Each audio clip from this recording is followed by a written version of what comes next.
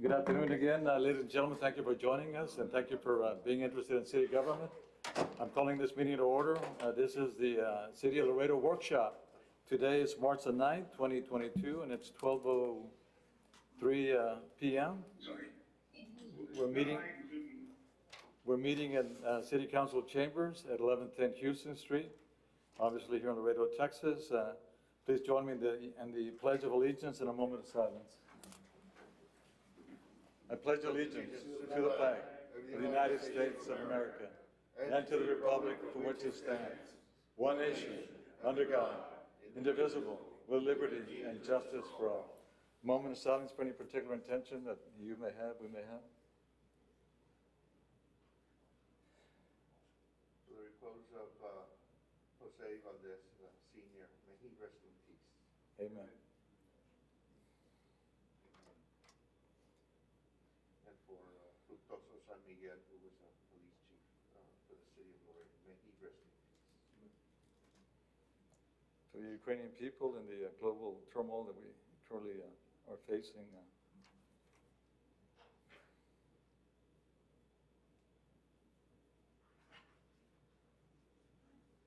Thank you so much. Please be seated. Roll call, Mr. City Secretary. Mayor Pete Sainz. Present. Councilmember Rudy Gonzalez Jr. Present. Mayor Pro Tem Vidal Rodriguez. Councilmember Mercurio Martinez. Here. Councilmember Alberto Torres Jr. Councilmember Ruben Gutierrez Jr. Present. Councilmember Dr. Martin Martinez. Thank you. Councilmember Vanessa Perez. Councilmember Alicia Ciarroa. Mayor, you have a quorum.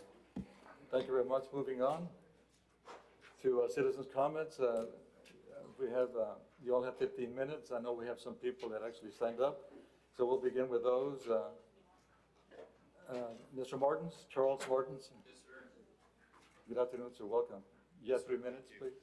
Yes, sir. My name is Charlie Martins, Martens. I'm really not real sure exactly what's on the agenda. I'm really kind of here to participate, to listen, although I do have quite a bit of experience on groundwater resources. In the past, the city of Laredo actually did some studies on this. I'm not real sure where all that information is, but we definitely got competitive bids at the time. And at that point, El Pico was decided to be the place for the water processing plant. But other than that, I'm really kind of here to listen about what's on your agenda with the existing system you have in place. And if I can be of any help, I'll try. I don't want to break the rules or anything, but if you allow comments after discussions or however you all handle this is fine with me. If I only speak right now, that's going to be fine with me too. So that's kind of where I'm at. Well, you signed up for public comments. Yeah, we can bring you up, being that it's a workshop, and we can kind of take public input. Thank you for your time. Thank you. Jose Diaz de Leon. Mayor, I wanted to make the directors aware, if you are on a Zoom, please mute yourself. Appreciate it. Thank you. Mr. Salmon. Mr. Aguilar, welcome. For the record, Jose Guadalupe Diaz de Leon, the son of Luis Diaz de Leon, who was here 17 years ago, trying to solve the issues of a secondary water source and, this type of project that we need desperately. May I remove my mask? Yes, sir. It's okay? Yeah. And I come with the bear spirit again. So, I just came back out of a ceremony that's 4 days in the sun praying for Mother Earth, right? And some of the things that I would like to address here today is that, I've been dealing with a city council, a do-nothing city council for 17 years now, and, we're still stuck. We approved a secondary water source 17 years ago, and we're still paying for it, and yet we have no project in line for a secondary water source, other than maybe this project that may be a Band-Aid on our situation right now. We paid $500,000 back then to have the scientists tell us, where's the best source of water. And we just kind of ignored it? Did the city council stick their head in the sand? I don't know. But here I am 17 years later, speaking for my father and speaking for the people of Laredo, that we need a secondary water source. Why? Because the Rio Grande is drying up. It's drying up. It's dry in New Mexico in some parts already.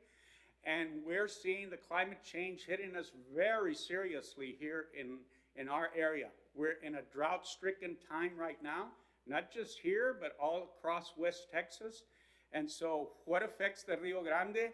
Anything that doesn't come down from El Paso down, you know, we're stuck. We're stuck.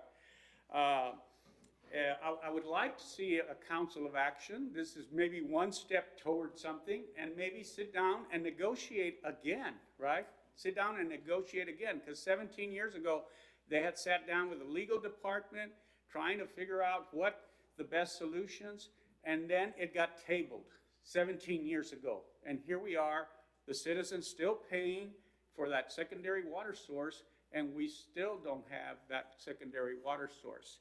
And are we putting a Band-Aid on an ER situation here? You know, that's how I'm feeling, is that we're trying to solve something that needs a very, very desperate step right now. And I heard Congressman Henry Cuellar say, hey, we've got money for infrastructure. And Mayor, you were present that day, and he said, let's get the mayor together and let's try to see if we can solve this. Well, I don't know. I don't know how those monies become available to Laredo, but definitely that could solve our problem here today, I think. I don't know. Maybe we need to get in touch with Congressman Cuellar and see where the solutions are. The other issue that had been brought up 17 years ago was a factory to build a pipe that would last 100 years, right? I would like to see that legacy continue, you know, is 100 years, you know, I'll be a great-great-grandfather by then, not necessarily alive, but at least, you know, I try to make a difference in our community, make a difference for our citizens of Laredo. I don't want Laredo to become a ghost town, because if that river dries up, I don't care how many sources of water or watershed that you have, if the river's dry, you can't suck water out of it, you know?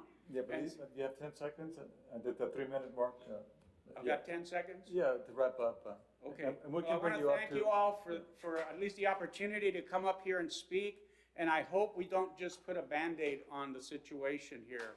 I would love, you know, this council to be a council of action and not one that a do-nothing council. Thank you very much. Thank you very much, Mr. Leon. Andy Ramos, and then we have Mr. Ed Bueno and Cynthia Haynes Ramirez. I think you're all together?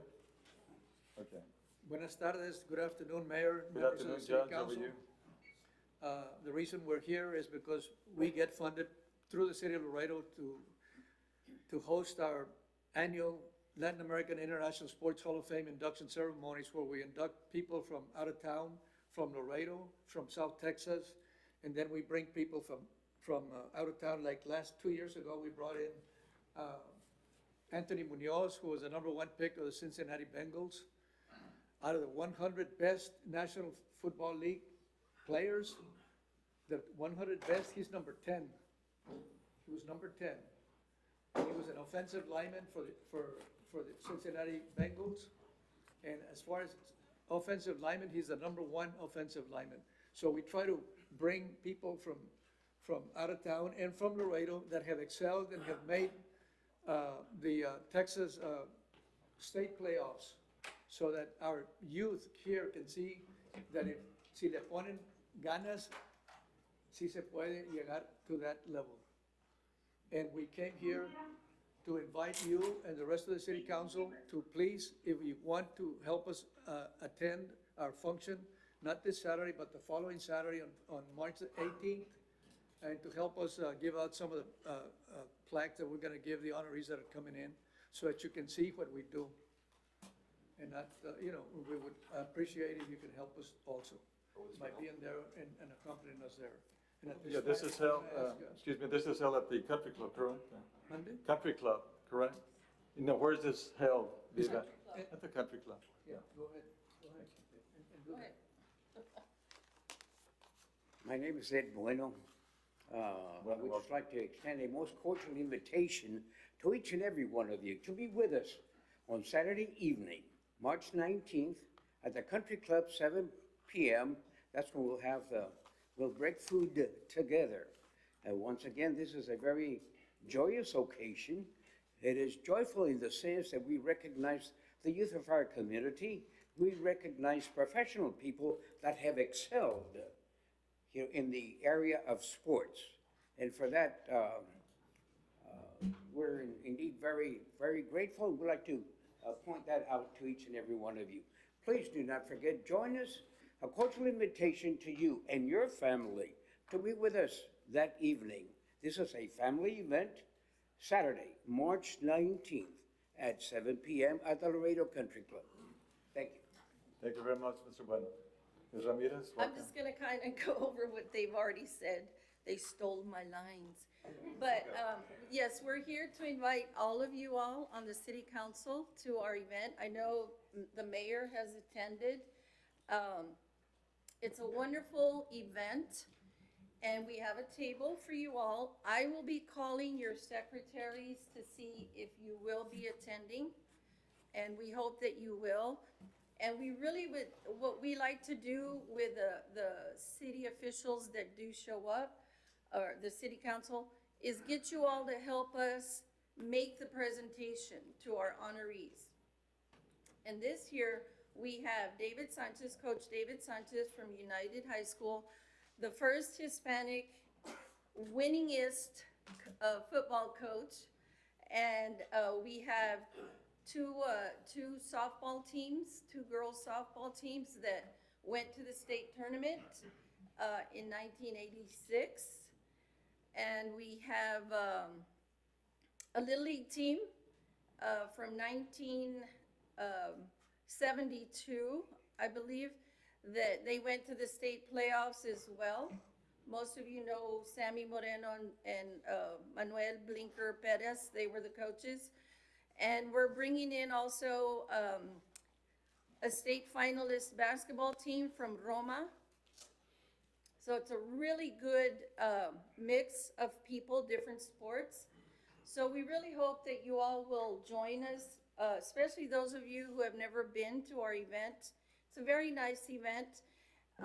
So we will check on you next week and see if you will be able to join us. Thank you so much. Thank you very much, Ms. Ramirez. Judge? Yes, sir. 2 years ago, our sportsman of the year was Blackstone Dilworth, who helped the city expand the right-of-way for Loop 20. And this year we'll have the La Mantilla family, the whole family that we're going to recognize on Saturday evening, on the 18th of Saturday. Thank you. Wonderful, thank you. We'll Thank you take for note your of that. time, and hopefully that you can go and be with us, okay? Thank you for the invitation. Appreciate it. Roque Vela Jr., and then we have Victor Gomez. Mr. Vela, welcome. Good afternoon, Council. Thank you for the opportunity. I'm kind of in the same boat as Mr. Martins and just kind of waiting to see what happens, but I do have some concerns as I've been getting ready for this meeting. From what I understand, there's going to be some financing options that we're going to talk about today. And one of the things that jumped out at me when I was getting ready for this meeting, in 2013, the city's net worth was $855 million. And I know Rosario can't answer these questions right now, but just to get prepared for when the item just come up. So it's worth $855 million. The outstanding debt was $776 million. And the city's valuation was $1.8 billion. The last report that I can find, which is at the end of fiscal year 2020, the city's outstanding debt is $1.3 billion, almost twice as much. City's net worth is down from $855 million to $700 million, a decrease of $155 million, despite the city's valuation going up to $2.4 billion. So these are all indicators that there's been money spent, obviously, and the biggest concern is where has that money been going? Obviously, there hasn't been any huge projects. We've had water issues, and it's something that really jumps out when you're talking about, from the numbers I've heard, $500 million to invest back into our utility system, which we obviously need. There is absolutely no anybody discussing or fighting the fact that we need to continue to invest in our utility system. The question is, why has that not continued throughout this administration? I think that's really where we're at right now. What I'd really like to see first is an investigation as to what actually happened. Was it actually a water line failure, which it could have been, or was it human failure? Was it a combination before we start spending more taxpayer money and talking about any water rate increases? I think that's really the prudent thing to do, to make sure that we're investing money, but we're investing it where it needs to be, and not doing it in a knee-jerk fashion and in a methodical matter, like it should have been the whole time. There's always maintenance in anything that you own, whether it's a house or it's a city, and that maintenance is not what has been happening for whatever reason. And there's also, I believe, some human failure, which happens because there has been a huge exodus of people in every department, not just the utilities, and that doesn't mean that obviously nobody did this on purpose, but it did happen. Why did it happen? And let's make sure we remedy that before we jump into making any more fiscal decisions, like $500 million, which would put us almost close to what by statute, by charter, what we're allowed to invest. I believe we're only allowed to invest 10% of the city's total valuation, which we might be over already, and I don't know, that'll be a question that Rosetta can answer later. Thank you. Thank you very much for your comments, sir. Victor Gomez? Welcome, sir.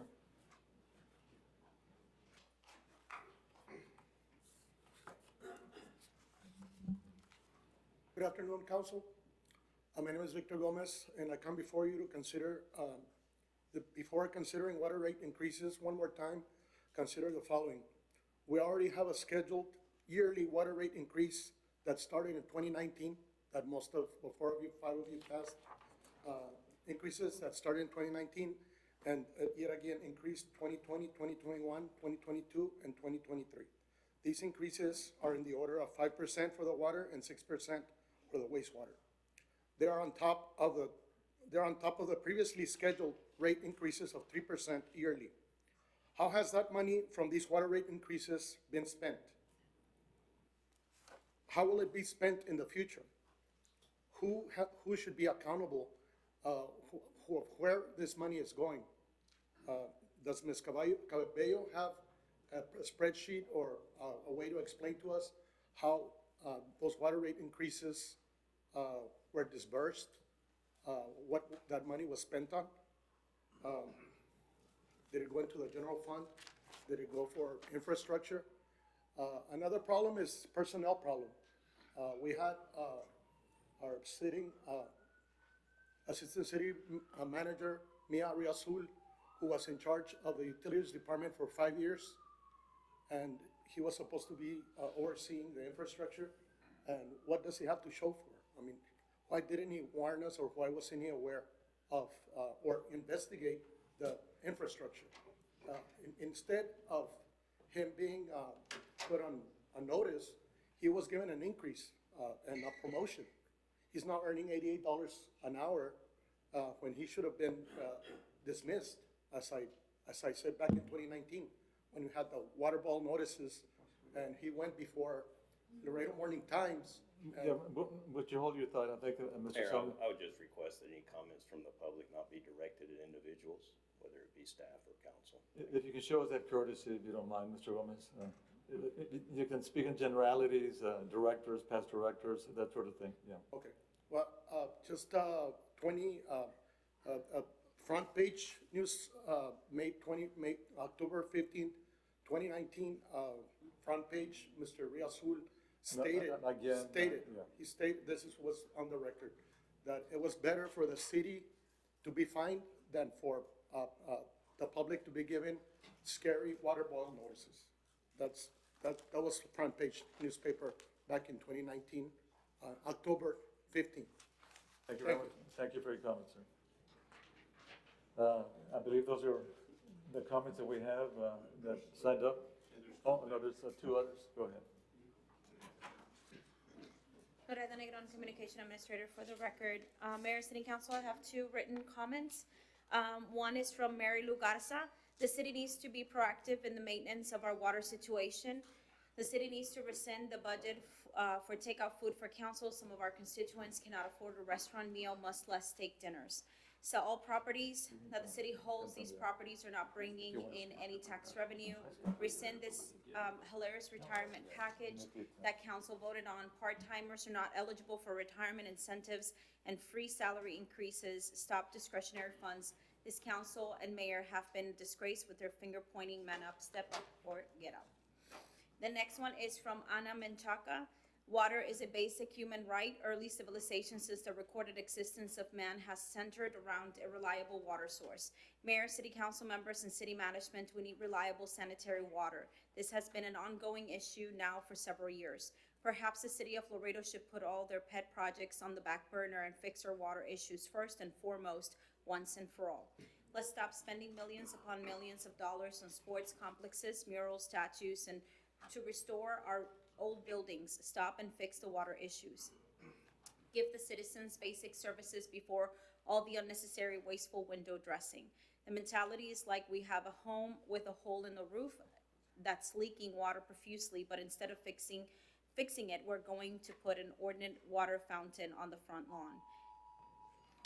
Then, to further compound our present state of affairs, chosen city council members continue to vote on development projects. We cannot currently sustain or maintain our current system and capacity, and yet all continue to vote to tax the system even more.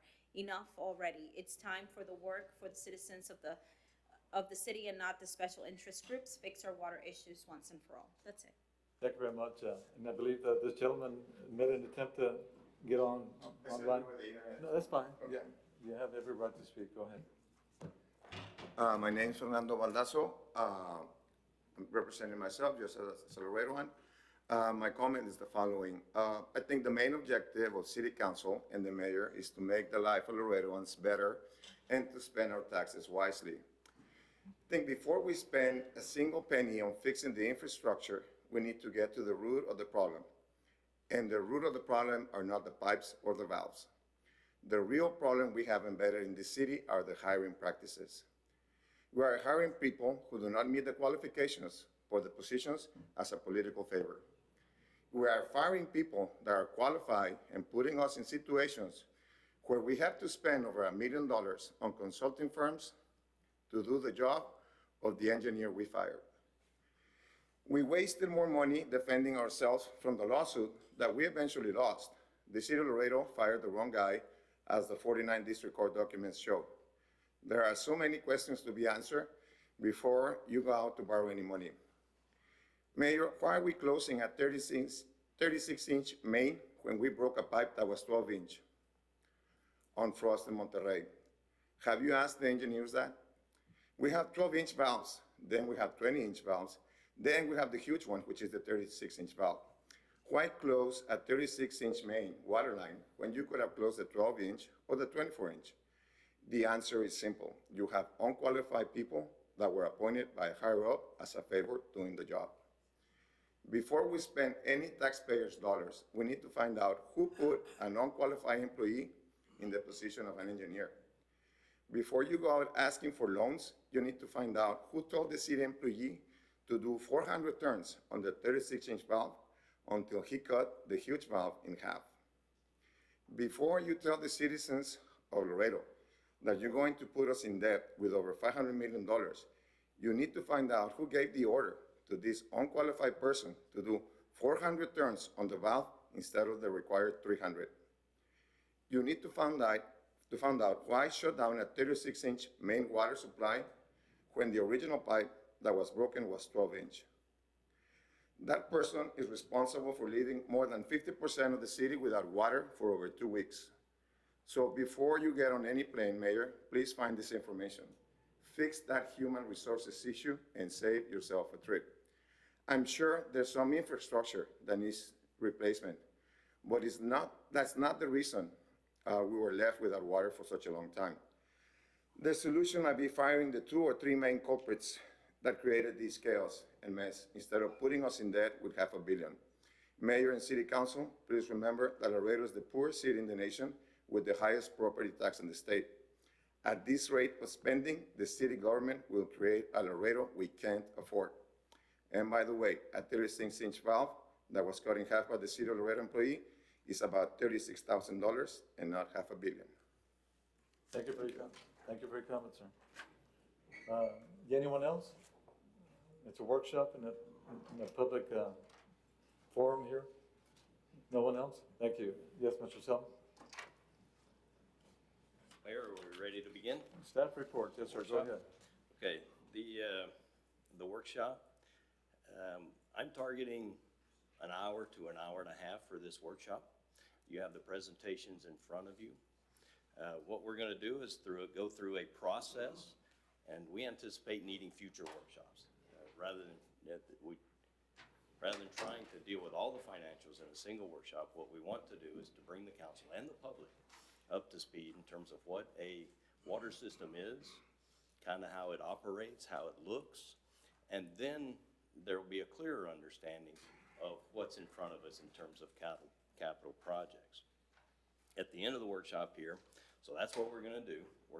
I'm gonna present kind of a 30,000 elevation view of water systems, what water systems look like. And there's gonna be some key words in that that we'll keep in mind as we go through the rest of the presentation. Then we're gonna have a presentation on the 36-inch water line break, a day-by-day synopsis of what happened, when, where, and how on that 36-inch line. And then we'll be handing off here, and it is a workshop, so I've directed the folks behind me to poke me in the ribs if I omit something, to poke me in the ribs if I misstate something, and I'll be doing the same to them. Some things that we believe needs to be shared, needs to be said. We want to make sure that everything is said that needs to be said in this workshop.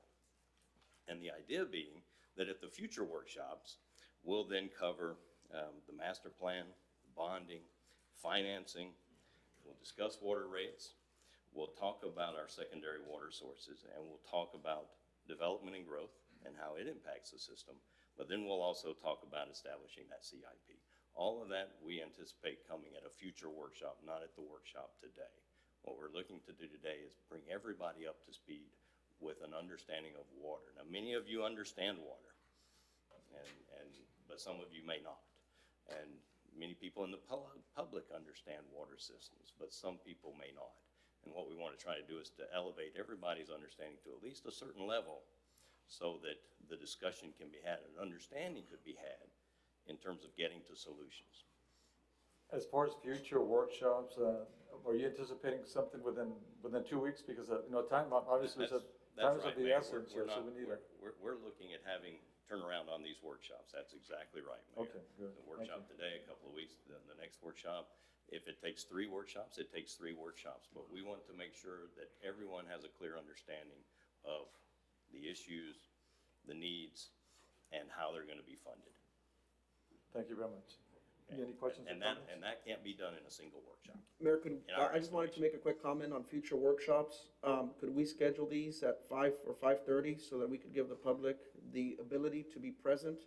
We are discussing possible debt. We're discussing how we're gonna pay for that credit card debt with their tax dollars. And I think it's important we have these meetings not at noon, but rather in the evening to encourage more citizen participation, whether it's them watching the meeting at home or actually coming in person. So I'd highly recommend that we do that for any possible future workshops.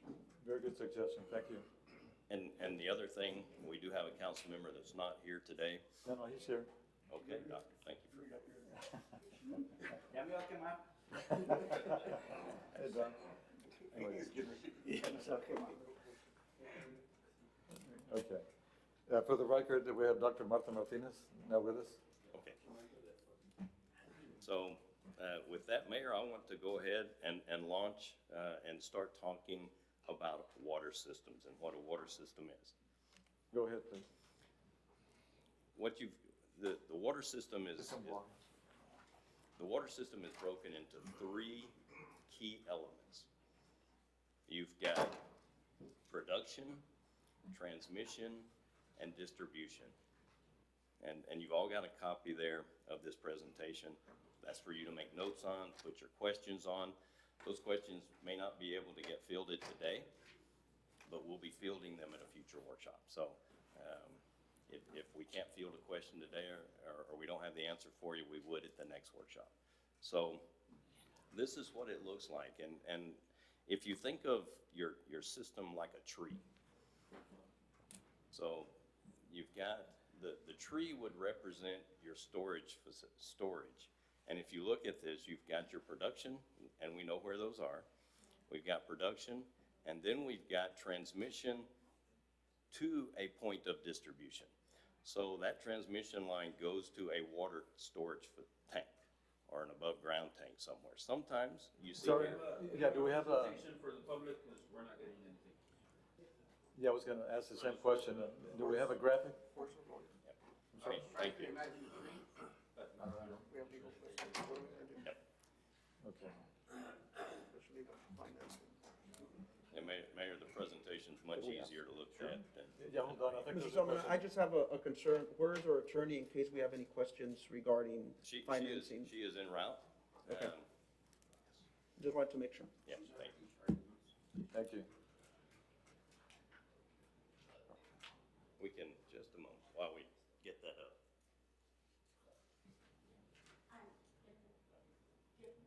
Yeah.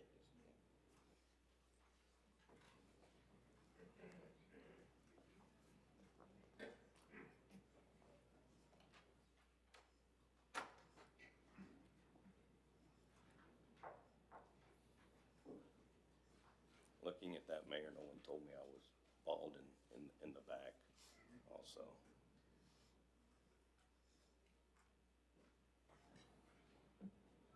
Are we gonna get it up there? He's working on it. All right.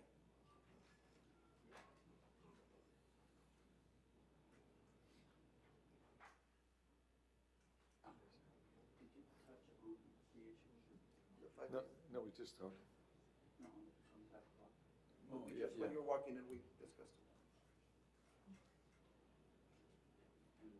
Yeah, just, since we have a little time, we can recap for Dr. Martinez.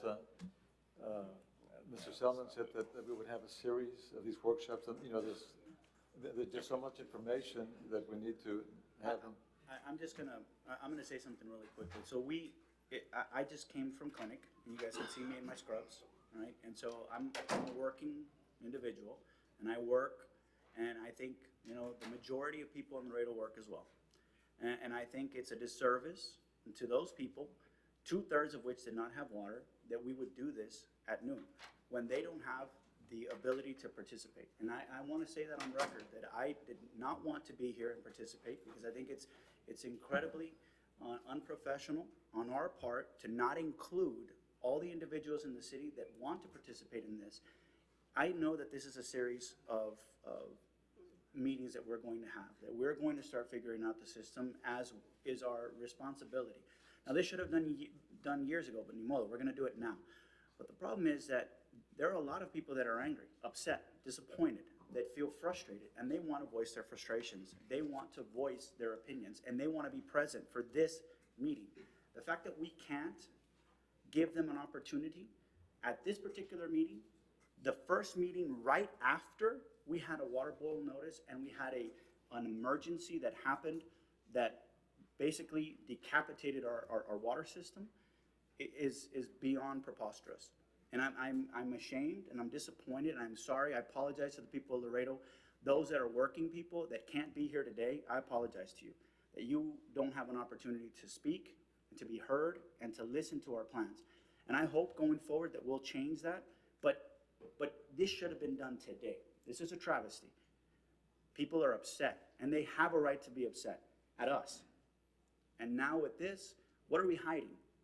Why are we doing this at noon? Why aren't we allowing the whole city to participate? What are we getting? Why are we not doing this at 5 o'clock when everybody has an opportunity to opine? I just wanted to share that, because honestly, I represent the people, the hardworking people of Laredoans, of Laredo, that are currently at their jobs, paying for their bills, one of which being water that we can't give to them in a correct manner. I think that's ridiculous, and that is, we have let the people of Laredo down. Yeah, your points are well made. Thank you, Dr. Mr. Selman. Oh, that's right, yeah, we're Yeah, waiting. Mayor, we're waiting on that to come up. Would like to point out that, you know, we can do any number of things here. It's up to the will of the council. We could recess and reconvene late this afternoon. That's something that can be done. So if the council would desire to do something like that or to move forward, or we could have the presentation today, then we can do it again this evening. If we could do it any number of ways. I think the more the merrier. I think this council the people deserve for this council to say it 1 time, 2 times, 3 times, 4 times. They deserve to hear this presentation and to see what our shortcomings are as a community so that they can understand the gravity of what we're facing. They all have a right to be here. They all have a right to listen. And so I do urge this council to wait until the people can participate at 5:30 in the afternoon, like we normally do on any city council meeting, not at noon, when you have 75, 80% of our population currently at work trying to pay their bills. I think it's a travesty. Yeah, okay, yeah, your point is well made. So it's really up to this council to proceed or have a motion or whatever. But I would say, If anybody will follow me, my motion would be to recess until 5:30. So, okay, there's a motion, a second discussion. Yes, sir. Why don't we do it twice? Because it's unfair to the people that are already here. So we can discuss it right now and we can discuss it again at 5:30 so we can give the opportunity to everybody. I don't have a problem with that. Let's do it twice. If you want to amend it. So that motion could be made then at the end of the meeting. No, we can make it now. Okay. Well, as soon as, Well, yeah, but then again, do we want to soon as- considering, it's- we're still in discussion. I'll amend it to allow the presentation to happen now, to recess our meeting, to reconvene at 5 o'clock in the afternoon. That would be it, and I will definitely amend my motion. I accept that amendment. Okay. Anyone else, discussion? Call for the question, all those in favor say aye. Aye. Any opposed?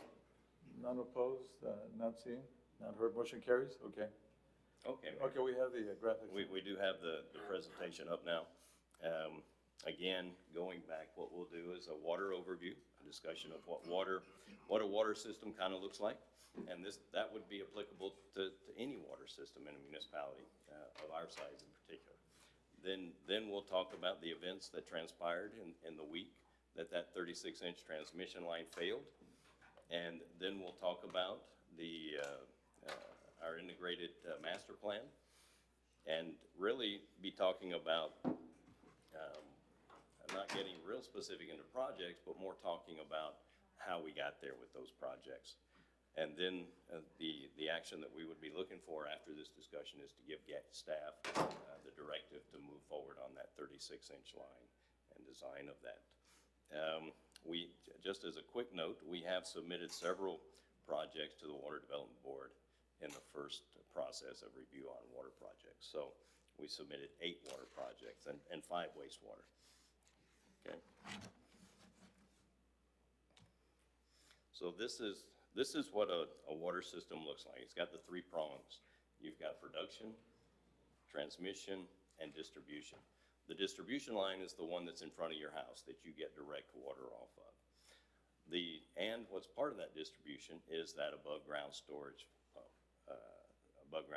facility. Or, just as you see here in this graphic, it could be booster stations. You could be going to a booster station from a transmission line into a distribution and boost that water. It can happen a couple of different ways.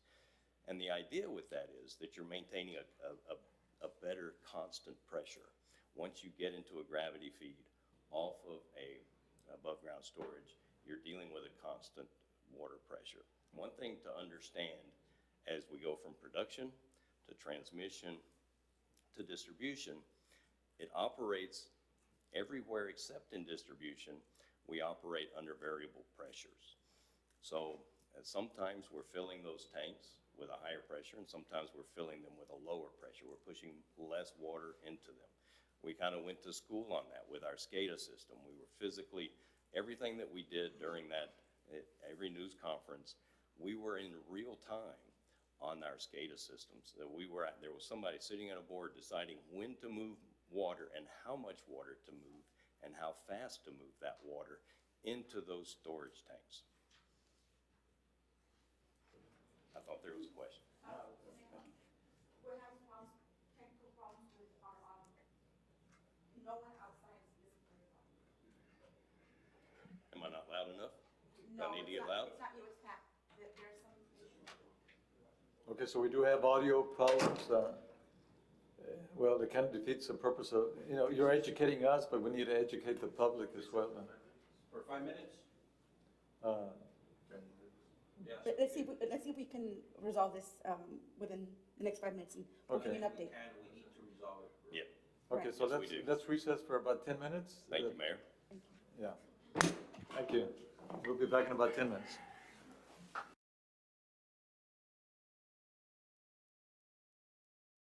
Thank you all for your patience. Earlier we recessed for lunch, and then also to give management some time to fix the audio problem that we had. It's my understanding that the audio system now works. Yes, So Mayor. we're back in open session, so please go ahead, Mr. Selman. Thank you, Mayor. Yeah, my understanding is it's my voice. My voice was the problem. So that's probably happened before. So as I was going through this and I was talking about production, transmission, and distribution, I was fixing to use an example of a tree. If you envision that tree as being your above-ground storage system, and then you view those roots as your distribution system.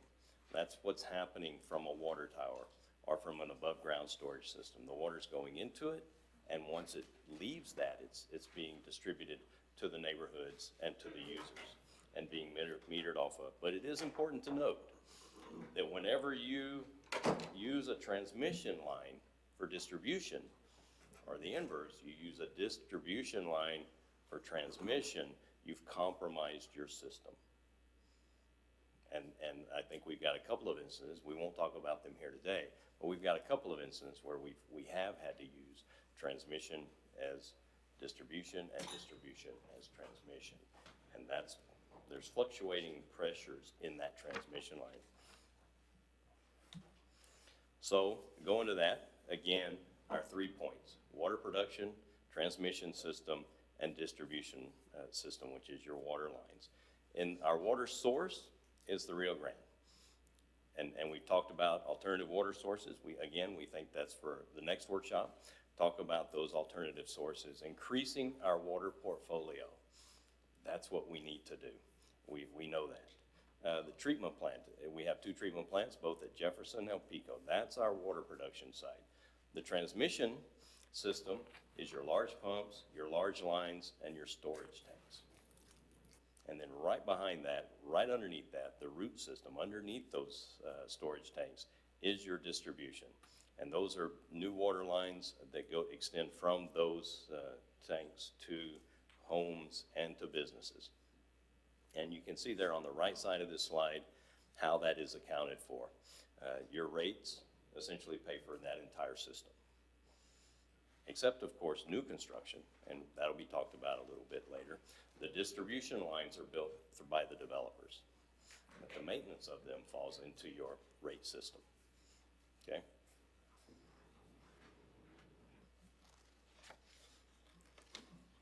This is a snapshot of your water system.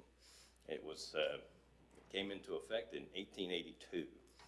The sole water source is the Rio Grande. You have 2 water treatment plants, 8 booster stations, and 9 elevated storage tanks. And you have more than 1,000 miles of transmission mains. And this is an important note, more than 30% of that system is 50 years old or older. What does that look like in a snapshot?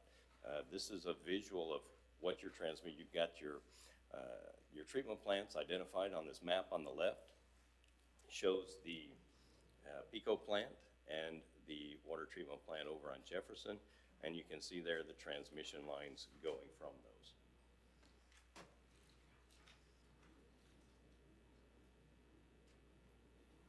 Give you a minute to take a look at that.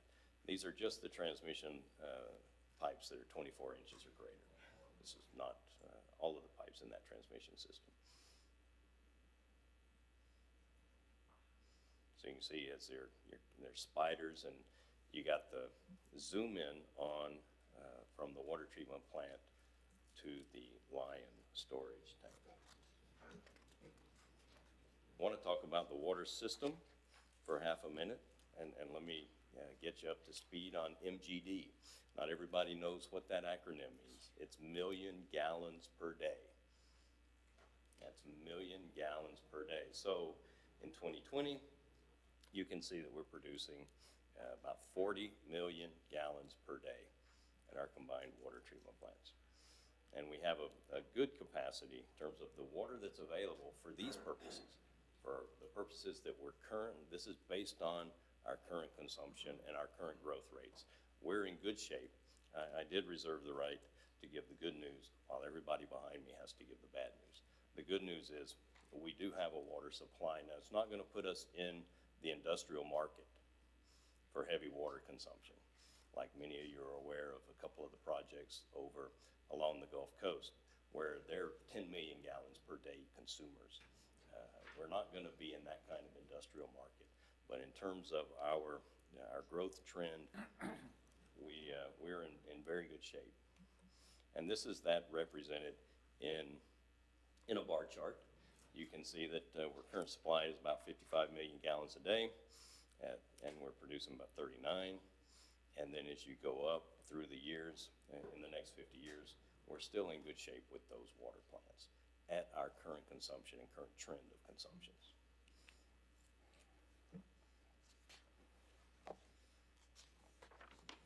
And with that, I want to pass this over now to Art to talk about the events associated with that 36-inch line failure.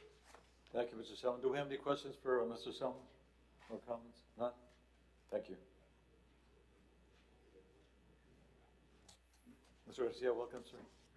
Good afternoon, Mayor, council members. For the record, Arturo Garcia, your Utilities Director. Started off with the incident that happened on February 18th. We got a call of a water leak. And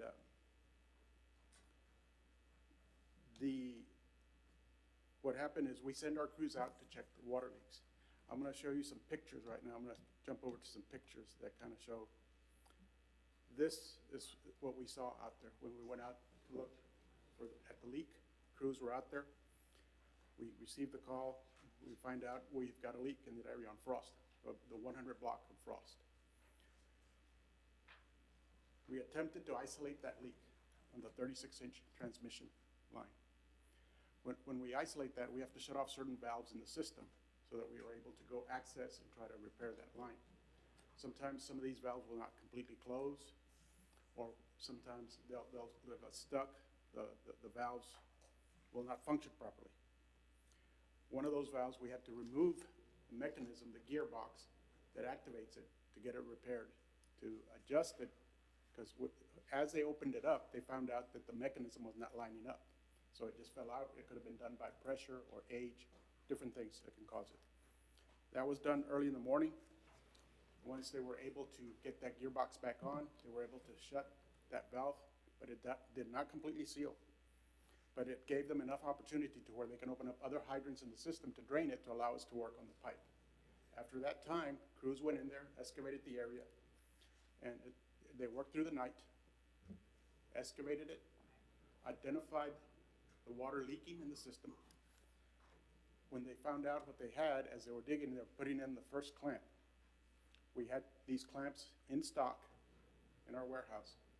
It's a 36-inch clamp that they used. Could you hold that thought with the clamps? I think the doctor had a question on So the pipe. original leak was the 36-inch line? There wasn't a smaller pipe that leaked first?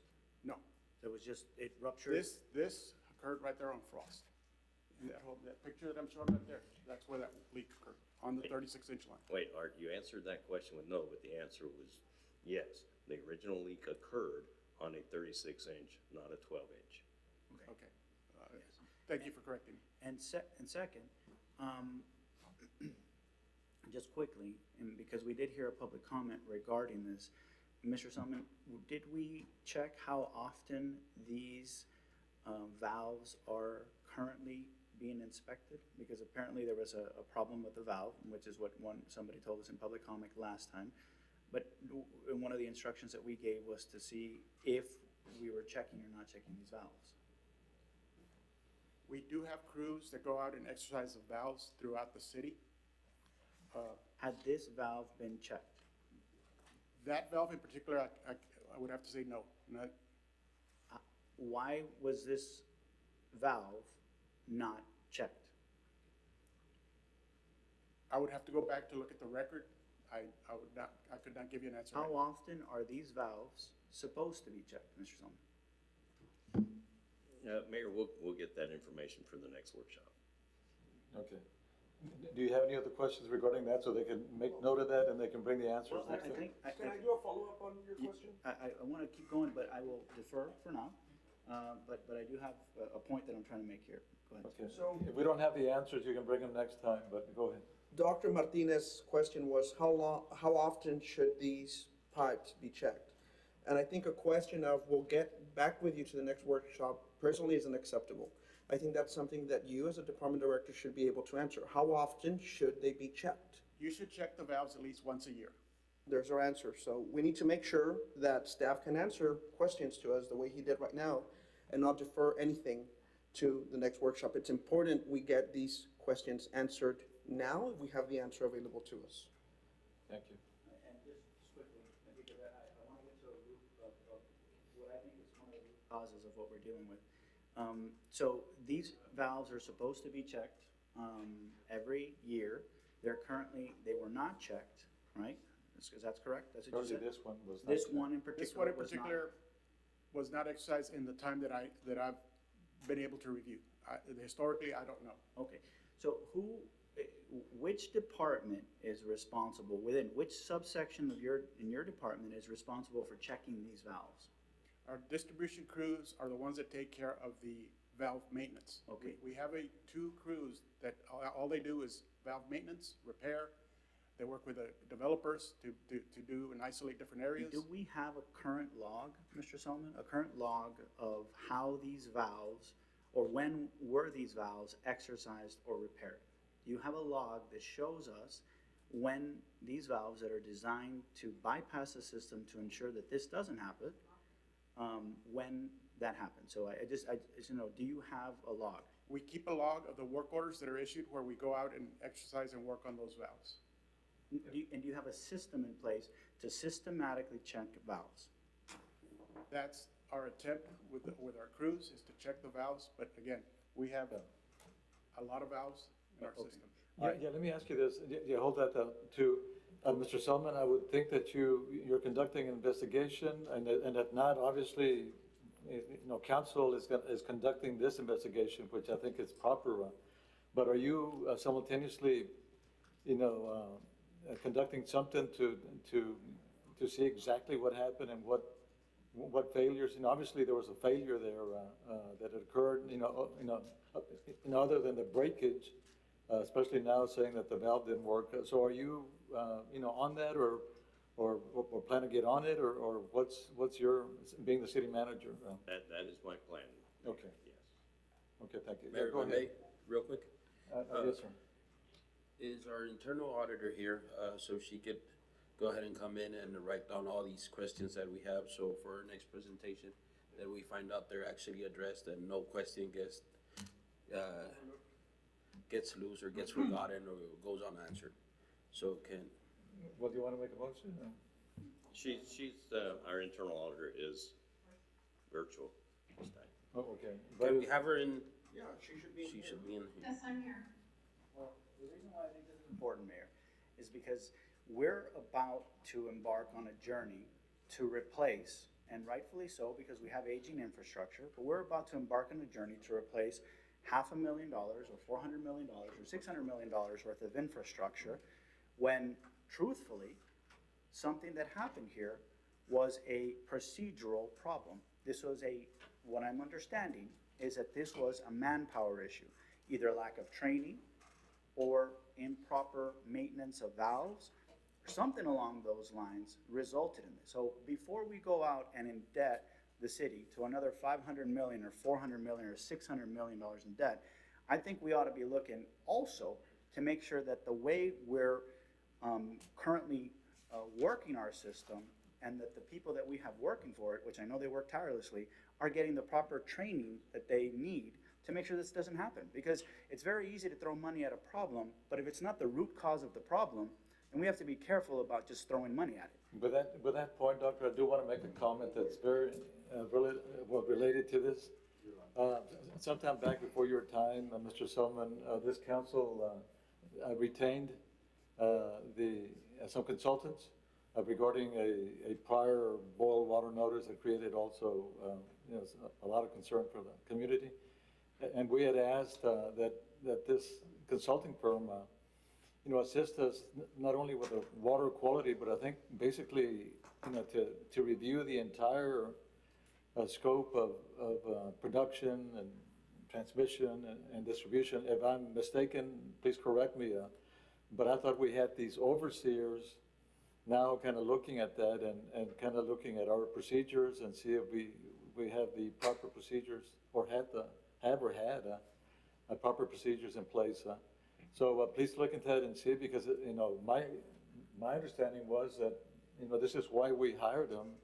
And if we had to expand their scope, maybe this council should consider that, soon.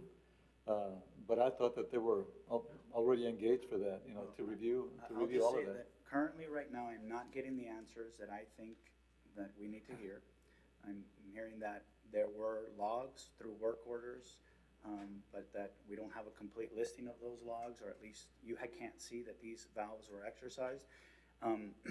Again, had this valve been working, would this problem have occurred? Yes, it could have occurred. Okay? We would not have been able to bypass this particular 36-inch line. Well, there were several things that happened all at once on this line, and that's what I'm getting ready to. Okay, yeah, please proceed. I think, and kind of make notations, and then at every juncture we'll stop more or less where I feel, so we can, not bombard you with all sorts of things that maybe we've forgotten about. Yes, go ahead, Mr. Garcia. Okay, as we continued, the crews continued to excavate, explore, we identified a leak that they placed the clamp. As they placed the clamp, another leak appeared on the line. And when they put on that second clamp, that pressure, being that water was coming out of those two different leaks, opened up another leak, so we had to put in a third clamp. Putting on that third clamp, they weren't able to hold, they weren't able to seal. And what I was gonna show is us not being able, this is the excavation area. We were looking for the leaks underneath. They worked through the night. This is what the excavation looked like during the daytime. These are the clamps. You can see the pictures here that identify what we initially tried to do to repair it. But again, as we made this repair, we pressurized the line to try to see if those clamps would hold. They continued to still leak. At that time, we decided we needed to go in there and cut that pipe, a 60-foot section. Where we removed, you can see this picture here on the left-hand side, the pitting that had occurred underneath it. We identified that this section of pipe, 50 years ago, was not wrapped in polyethylene plastic. That plastic is what keeps it from corroding. It assists, it protects it. Other sections further to the west were covered in that plastic. So this problem started 50 years ago.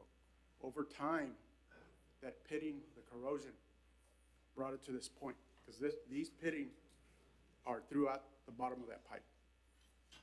So as we moved along and tried this, other sections that were weak started to break. So what we did is we just said, let's get the contractor to come in here. Let's cut that section. Also, at the same time, I had another specialty contractor come in and construct a bypass in case we need to bypass the system so that we could feed the line tank. Well, we were able to replace that 60-foot section, clamp it, fix it, get it in line, charge it up. When we charge up this line, all our system had already gone down. All our tanks had gone down. Our pressures had dropped below 20 PSI. Once our pressure drops below 20 PSI, I am required to issue a boil water notice.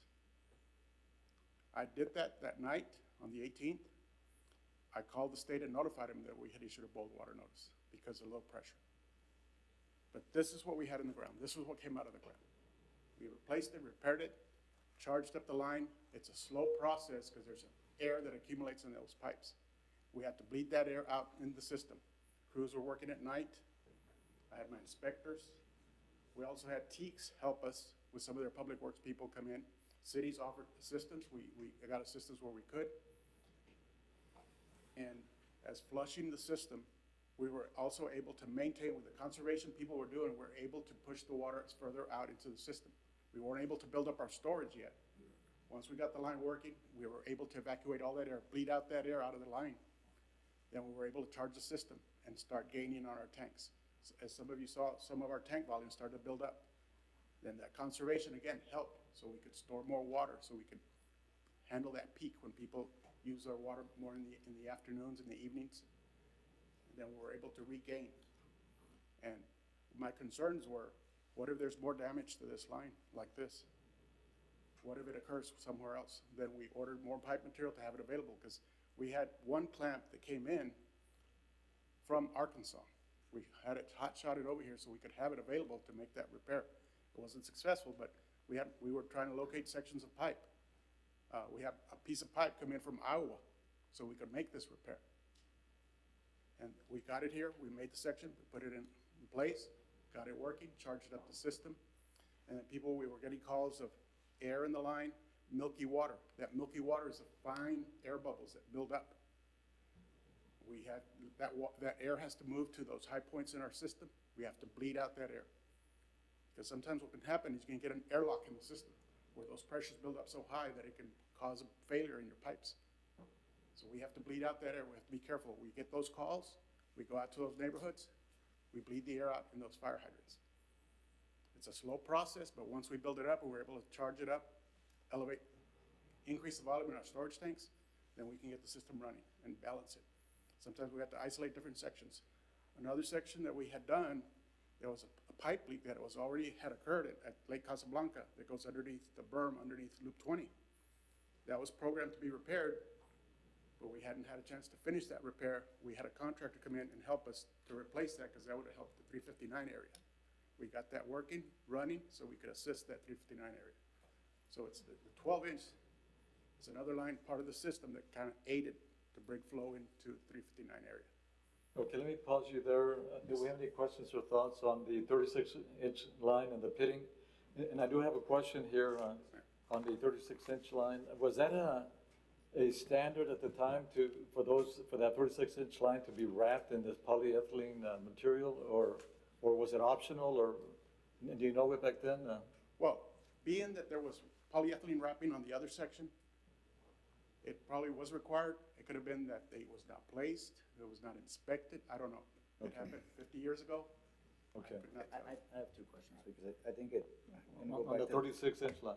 Yeah, on the 36-inch line, again. Number one, so do you, just to follow up on your comment right now, do you know how many linear feet of the, this 36-inch line, or any 36-inch line, was not wrapped that will likely fail? I could not answer that question. I cannot tell you how many feet, because it's underground. You know what sections? No. Okay. Okay, that's fine. And number two, the question again becomes, I know we built this system with the ability to isolate and to have redundancy in the system. How can one line, and I know it's a major line, but how can one line empty out 2 or 3 tanks and result in 2/3 of our city, or 60% of our city, not having water, or at least having low pressure? How can one line in a city designed, in a water system designed to prevent this, how can that happen? It happened in the sense that Lion was not able to fill up, because from Lion Before that, sir. Before that. We have a line that ruptures. We should be able to isolate this particular line to prevent 2 tanks from going down and dry. Why were we not able to isolate a line? Yes, it's one of the heart and souls of our system, but why were we not able to isolate this particular section to prevent this catastrophe from happening? The malfunction of the valves, other valves in the system Wait, that, okay, so now it wasn't just one valve now, there are other valves? there's other valves in the system that are either partially open, partially closed. So what does that tell me? So do we have the expertise and the know-how, Mr. Selman? This is the question. Do we have the expertise and the know-how within our department to be able to isolate this system? Do they have the proper training Yes. based on their system? Okay, so then why didn't it happen? And I'm not trying to be The argumentative here. system I'm failed, asking the us. system failed. Some of these valves are aged, they broke, the pressure systems. I would have to get the mechanism themselves and look at them to see what is it that happened to the systems. So you're saying that there was Corrosion. multiple valves throughout the system that broke and that our people and our engineers and then our people on the ground could not close these valves in a appropriate either manner or in sequentially to be able to isolate the system. I'm just trying to find this out because this is why 2/3 or 60% of the city didn't have water because of one line. And our system is designed to prevent this. And so I'm just trying to find out, why did this particular line, why was it not able to be isolated? Could I add another point to that, to your point, Doctor? I think that, and correct me too, we don't have redundancy, correct? For example, if, obviously this line, wasn't functioning, it broke, and we had to isolate that section. But we didn't have another bypass line feeding into the tank. So that's really your question. Is that normally part of a water system design to have at least some other bypass lines to? We try to have bypasses available to where we can reroute water. The system, there is a 30-inch line that would have helped when we operating that section. It operated and everything, but we could not verify whether the valve was moving or not, the mechanism inside, because it would operate, but we couldn't tell. We had to get a flow meter to identify, see if there's flow moving through the system or So not. the question is, we do have other bypass? There are smaller pipes? bypasses that we can assist, but they did not function that night. So even the bypasses didn't function? And that was a question of valves. So If we I didn't- may real quick, I'm sorry. Go ahead.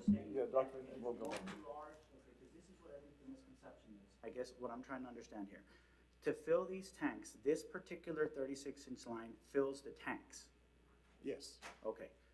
Doesn't take water away from it. It isn't a transmission line, if you will. It is this is the main line that goes and fills the tanks, correct? It's a transmission. It's a transmission line that fills the Lion tank area, yes. Okay, because that's the key here, that I'm misunderstanding something here. Okay, hold on, I think that, Mr. I was just gonna clarify the comment that the council made. This is the transmission line. It's not This is the transmission line, yeah, So so, one of the main. so this is if one of the not main ones yeah. that fills the tanks, correct? Yes, There should be a way to bypass this particular section to prevent this from happening, yes. okay? And what happened to those other pipes that were supposed to be able to transmit this volume to the Lion's tank? Well, that was the 30-inch that I'm referring to, that crews were operating, thinking that it was opening, but it turns out it's in the closed position. The valve mechanism was not working. Okay? So it turns like it's operating, so they were not able to verify whether water is moving in or out. How can you not verify? Well, you need to have a flow meter to identify. Okay, next, yes, Councilmember Rodriguez. we're talking about valves.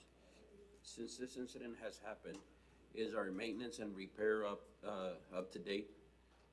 And what's going on with the valves? Or do we still have unfortunate mishaps with the current valves that are going on? Or where are we at with that, basically? We continue to, we have 2 valve maintenance crews. In the last 3 years, they've done about 408 valve repairs and replacements. They've done 1,313 pipe water main repairs. They've adjusted and fixed 865 fire hydrants. Just in valves alone, we have over 25,877 Yes, valves. but how many valves have you guys found out that are not working properly since this incident happened? Since the incident, I couldn't tell you, I don't have that figure right now with me, but Can you have it by the afternoon? we're gonna recess? I can try to obtain that figure for you. And I think where we're leading to is, Mr. Selman, I think, and Mr. Garcia too, what's our, a set of priorities to prevent this again? And I know it's gonna be hard to prevent simply because we have a deteriorated, main transmission line. But we need a plan of action, obviously, and I'm sure you all are working on it, and I would like to see it maybe at the next workshop to address this 36-inch line, since it's really the aorta, to the city, and by the way, those line tanks, apparently one was functioning at half level, the other one was in the process of getting constructed. So, we were lacking capacity, correct? Yes. Okay. Yeah, there's 3 lines that feed from Jefferson out into the system. One goes to Mohawk, that's the system that we're using. Mohawk is the other system. We've lost one, and then, yes. Yes. They were feeding the system, they were still distributing water into the system. There wasn't enough adequate volume to fill up the storage tanks there. Okay, we covered the 30, do we have any, Mark? Yes. So moving forward from that date of when the line ruptured, have you put in place a mechanism of checks and balances because of this aging pipe of 50 years, just like any good heart surgeon or angioplasty is done on some of these veins? Well, this is the vein. Do you have something in place going forward so that we can start monitoring all of those 50-year-old lines and start preventive medicine, putting something together so that we don't have a major catastrophe again? Currently, I've met with a firm that can do an assessment of all of our transmission lines, where I go into the pipes and we can put what's called a pig. It's a pig that runs through the line that can tell me if there's the integrity of the pipe. It's called a what now? A pig. It's Pig, it's a little yeah. pig. It's Okay. a pig that runs. It's like a little robot that they run. There's different types that they run. They take information like sonar, and they tell you the profile of the pipe, the condition of the pipe, and that. I'm getting a proposal for that, for doing an assessment on our major lines, main transmission lines. I'm also looking for a service that will identify and maintain all our valves that will be done on an annual basis. So and that's available through a buy board type contract. It'll be an annual contract, and it's going to involve a cost. So those will be, I will concentrate everything on the main transmission lines and then down into the distribution lines. In different workshops that I've been looking up ever since this happened, and where they go into a pipe through the inside, just like a heart surgeon going in through our veins, and they go in with a balloon type, or in this case, a plastic type, etc., and coat the inside of some of these pipes. Yes, I've gotten a quote from In Situ Form that can line the 36-inch line. And right now you're looking at about $1,100 a foot cost, $1,100. So that's just initial numbers. Once I get more information, we can look at different techniques, whether we do in situ form, complete line replacing, slip lining. There's different techniques available in the market that we can use, or just build another parallel line that can assist. The other option that I'm looking at is having a direct feed to the Bartlett tank, to have another source available to the tank system. That's a 24-inch line that I can construct to have it available in case we do have issues over on the other side. Have multiple feed sources. So that's the plan of action that I'm considering. As far as an emergency, we've ordered enough 36-inch pipe in case there's another section that fails, because right now the plant is running at the high service pumps. I got them running at 60 pounds, 60 PSI, because I don't want to put too much pressure on the system because I don't want to have to blow out any valves, any other pipes, because it's sensitive. Even when we were doing the excavation, I was worried that disturbing that pipe might have caused more failures. And then doing the inspection of the system, the assessment of the pipe. When you do that construction, you have to have a launch and a receive on the pipe. When you're doing that construction, you could disturb the pipe and cause another failure. So I'm going around checking where other systems that I can bypass. And in fact, right now I'm working on doing a 30-inch connection, 30 to 20-inch connection. It's a small little project that we're doing to be able to circumvent this so that I have another way of feeding it. So we're looking at all our options. What I can do right now, I have pipe material available, I have repair clamps, I have specialty contractors available. One of them is a hydrostop. This is a valve that's placed in the line while it's live that we're able to isolate, and if we have to repair a section of pipe, we can do it right there on the field, on the ground, and replace that pipe from an emergency standpoint if it were to happen again. Do you have any other questions, Councilmember Martinez? And then we'll go to Ms. Perez. And the last thing is, when's the ETA on the Lion Street tank that we are currently building? The Lion Tank project, I don't have the date right now, but. Well, the tank that is being constructed right now, when will it be completed, the one tank? Because eventually we're gonna take down the second tank. Yes, I'm assuming it's gonna be later in this summer, but I'll get the exact date. It will be done this year. Yes, it'll be done this year. Okay, we're still focusing on that 36-inch line, so let's ask questions regarding that section. Go ahead, Ms. Perez. Mayor, thank you. So this line right here, does this line deliver clean filtered water to the tank?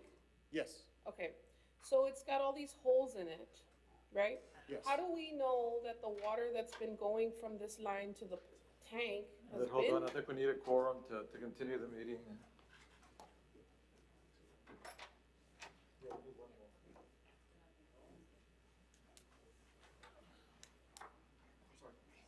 Thank you.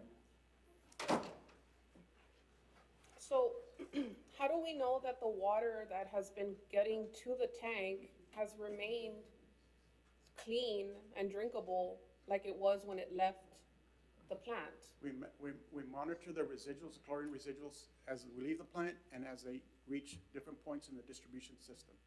So we're monitoring the residuals through the system. So the water that came through this corroded, pitted pipe lost no integrity at all? The residuals were good. There were no back keys that came back positive or anything in the system. The problem is when it's pressurized, it's pushing everything out. The problem is when your pressure drops below 20, where stuff can get back inside the pipe. So you're saying that because of the pressure, nothing entered this pipe through this pitting? Correct. Was the pitting on top or on the bottom? Just the bottom. Okay, so the company that installed this particular pipe 50 years ago, do we not have paperwork or data on any of the other lines that were also installed at that time by the same company that maybe the same problem is happening? I would have to review the record, but those are old records. Have you not looked at it at all? No, I've just obtained the copies of the construction plans that we have. Do we have those records? The construction plan, I would have to look. I can't give you a direct answer as far as yes or How no. hard is it for you to look? I can ask my staff to try to compile information on it. How long would it take them? Give me a day at least to look at the archives. So there wasn't any way for them to do that between the time it happened to today? As far as To get that, like, look up that? the only thing that I was getting was the actual plans themselves. I wasn't looking at the contractor or the construction information. The reason why I'm asking is because the problem that I see is that we're not proactive. We don't exhibit proactive actions. We're not proactive in our policies, the way we operate. For me, that would have been a proactive move.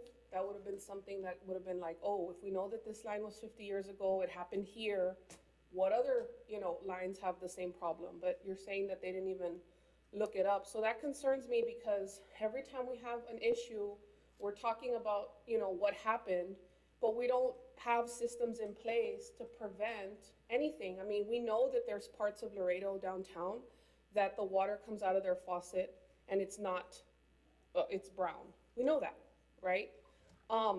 you know, were we proactive in any of those things? Like, this is another thing for me that it's just the valves. I mean, we could have made sure that all of our valves were working. It didn't take this corroded pitted pipe, shouldn't have taken this for us to see that our valves were also messed up. Like, it's just, we've got like, it's just always one problem after another after another. If our valves were working, those valves could have prevented worse, you know, exacerbation of the problem. But instead, because we have one problem here, and then we're also not proactive with our valves, and because we're also not here doing this, all of it just collapses all at once. I mean, how can the citizens of Laredo feel comfortable that the water coming out of their faucet is drinkable? I mean, that's really our main idea here, is like, how do we restore faith in our ability to provide clean water to our constituents? That's what we like. That's what we need to get to the bottom of. How Yeah. can people know for sure that this is not If I going to may add, happen? I think it adds to your point too, Councilmember Pettis. It appears that we lack the systems checks, you know, we like every so often. And also too, I mean, my question, do we have the personnel? Do you lack personnel, qualified personnel to, you know, to do this kind of work? Because really, this is a time, you know, we need to correct this so it won't happen again. Well, we do have vacancies currently in our distribution, and we are trying to fill all those vacancies. Okay. So.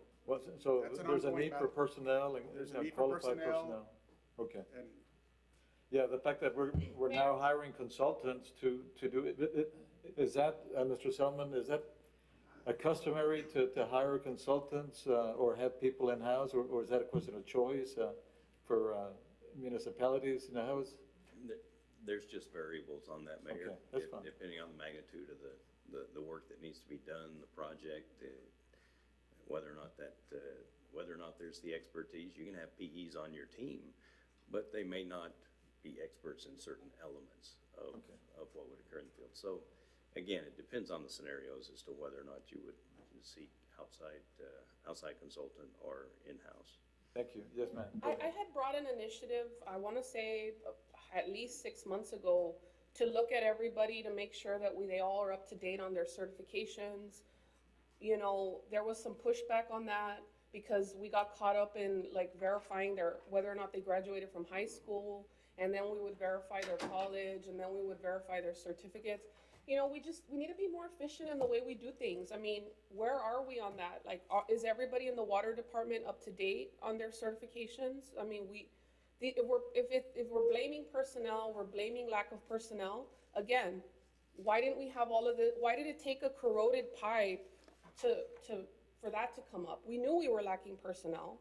You know, these are all things that we could have taken care of, but now we're waiting until the public eye is on us to say, oh, we're going to start doing these things. Like, we should have done this before. Like, we keep, you know, getting into big problems because we're not being proactive. And I'm so frustrated by that. Yes, ma'am. Thank you. Anyone else? And I definitely agree with Councilwoman Perez. This comes to the budget. How many available positions are currently right now in the utilities department that are vacant? vacancies?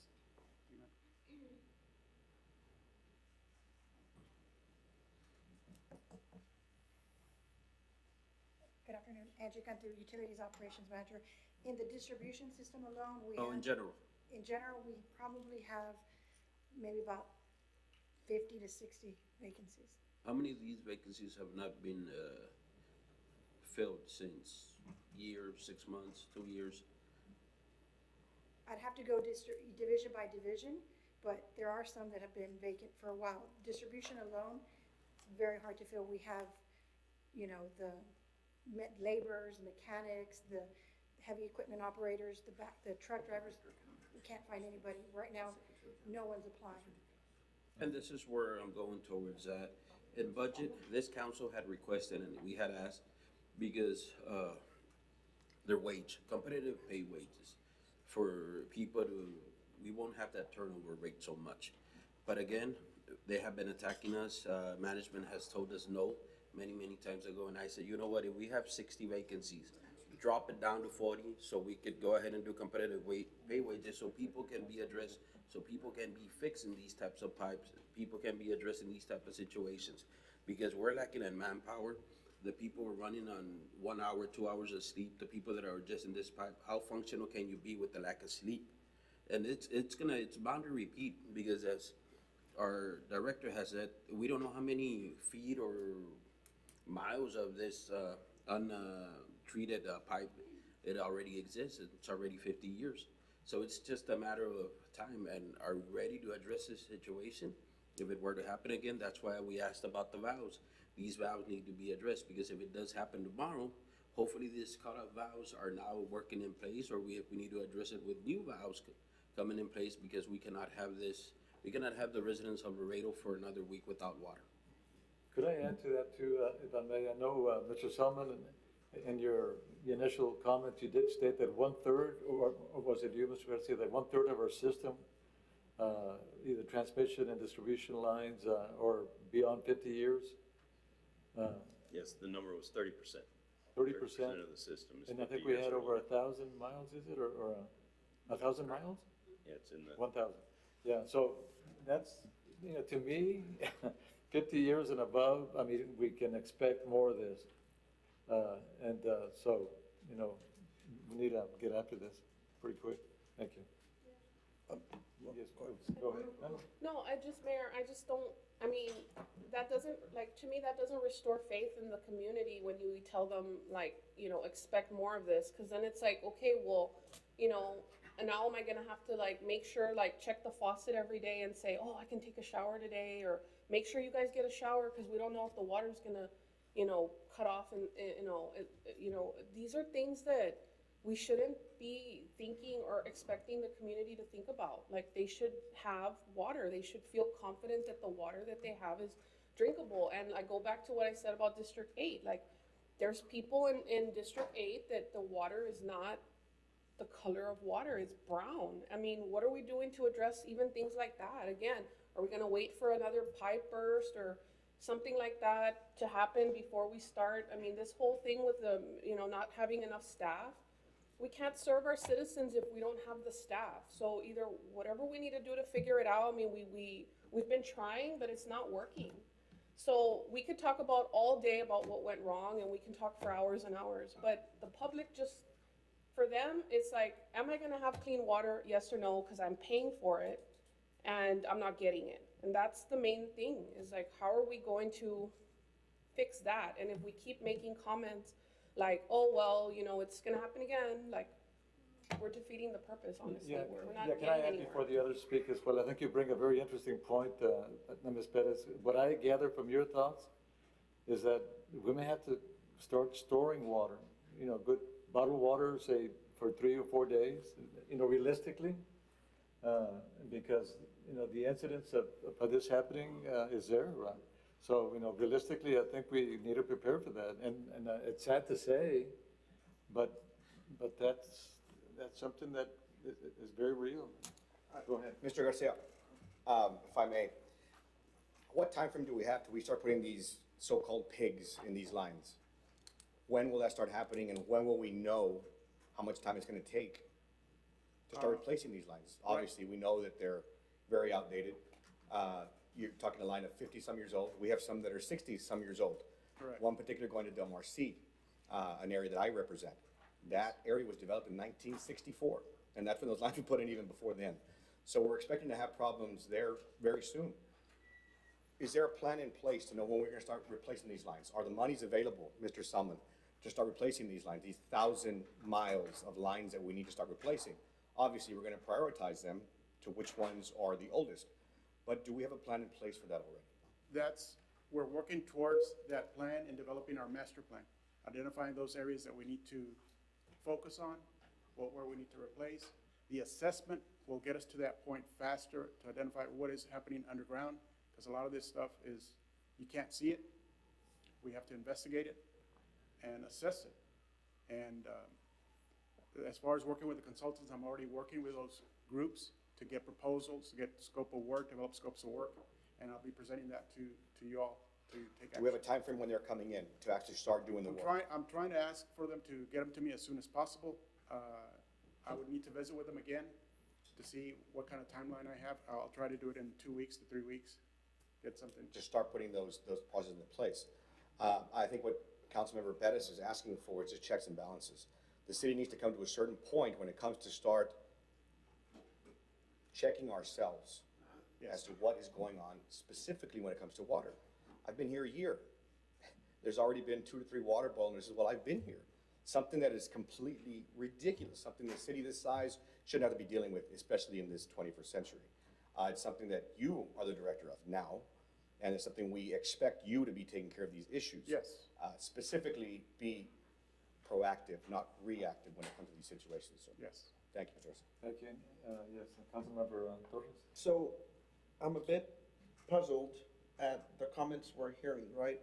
Although I think your comment is not ill-intended, I think it's very unfair for us to tell the consumer, the customer of our water, go out there and buy a water tank, try and get Patinaco from Nuevo Laredo because this is gonna happen again.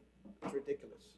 And we're probably gonna talk about water hikes, we're probably gonna talk about water increases, we're gonna talk about how to pay this debt that we're hearing we're gonna incur. I think this is just a soft portion of the presentation. The presentation we got in front of us has a bunch of M's next to single-digit and double-digit numbers, millions and millions of dollars, right?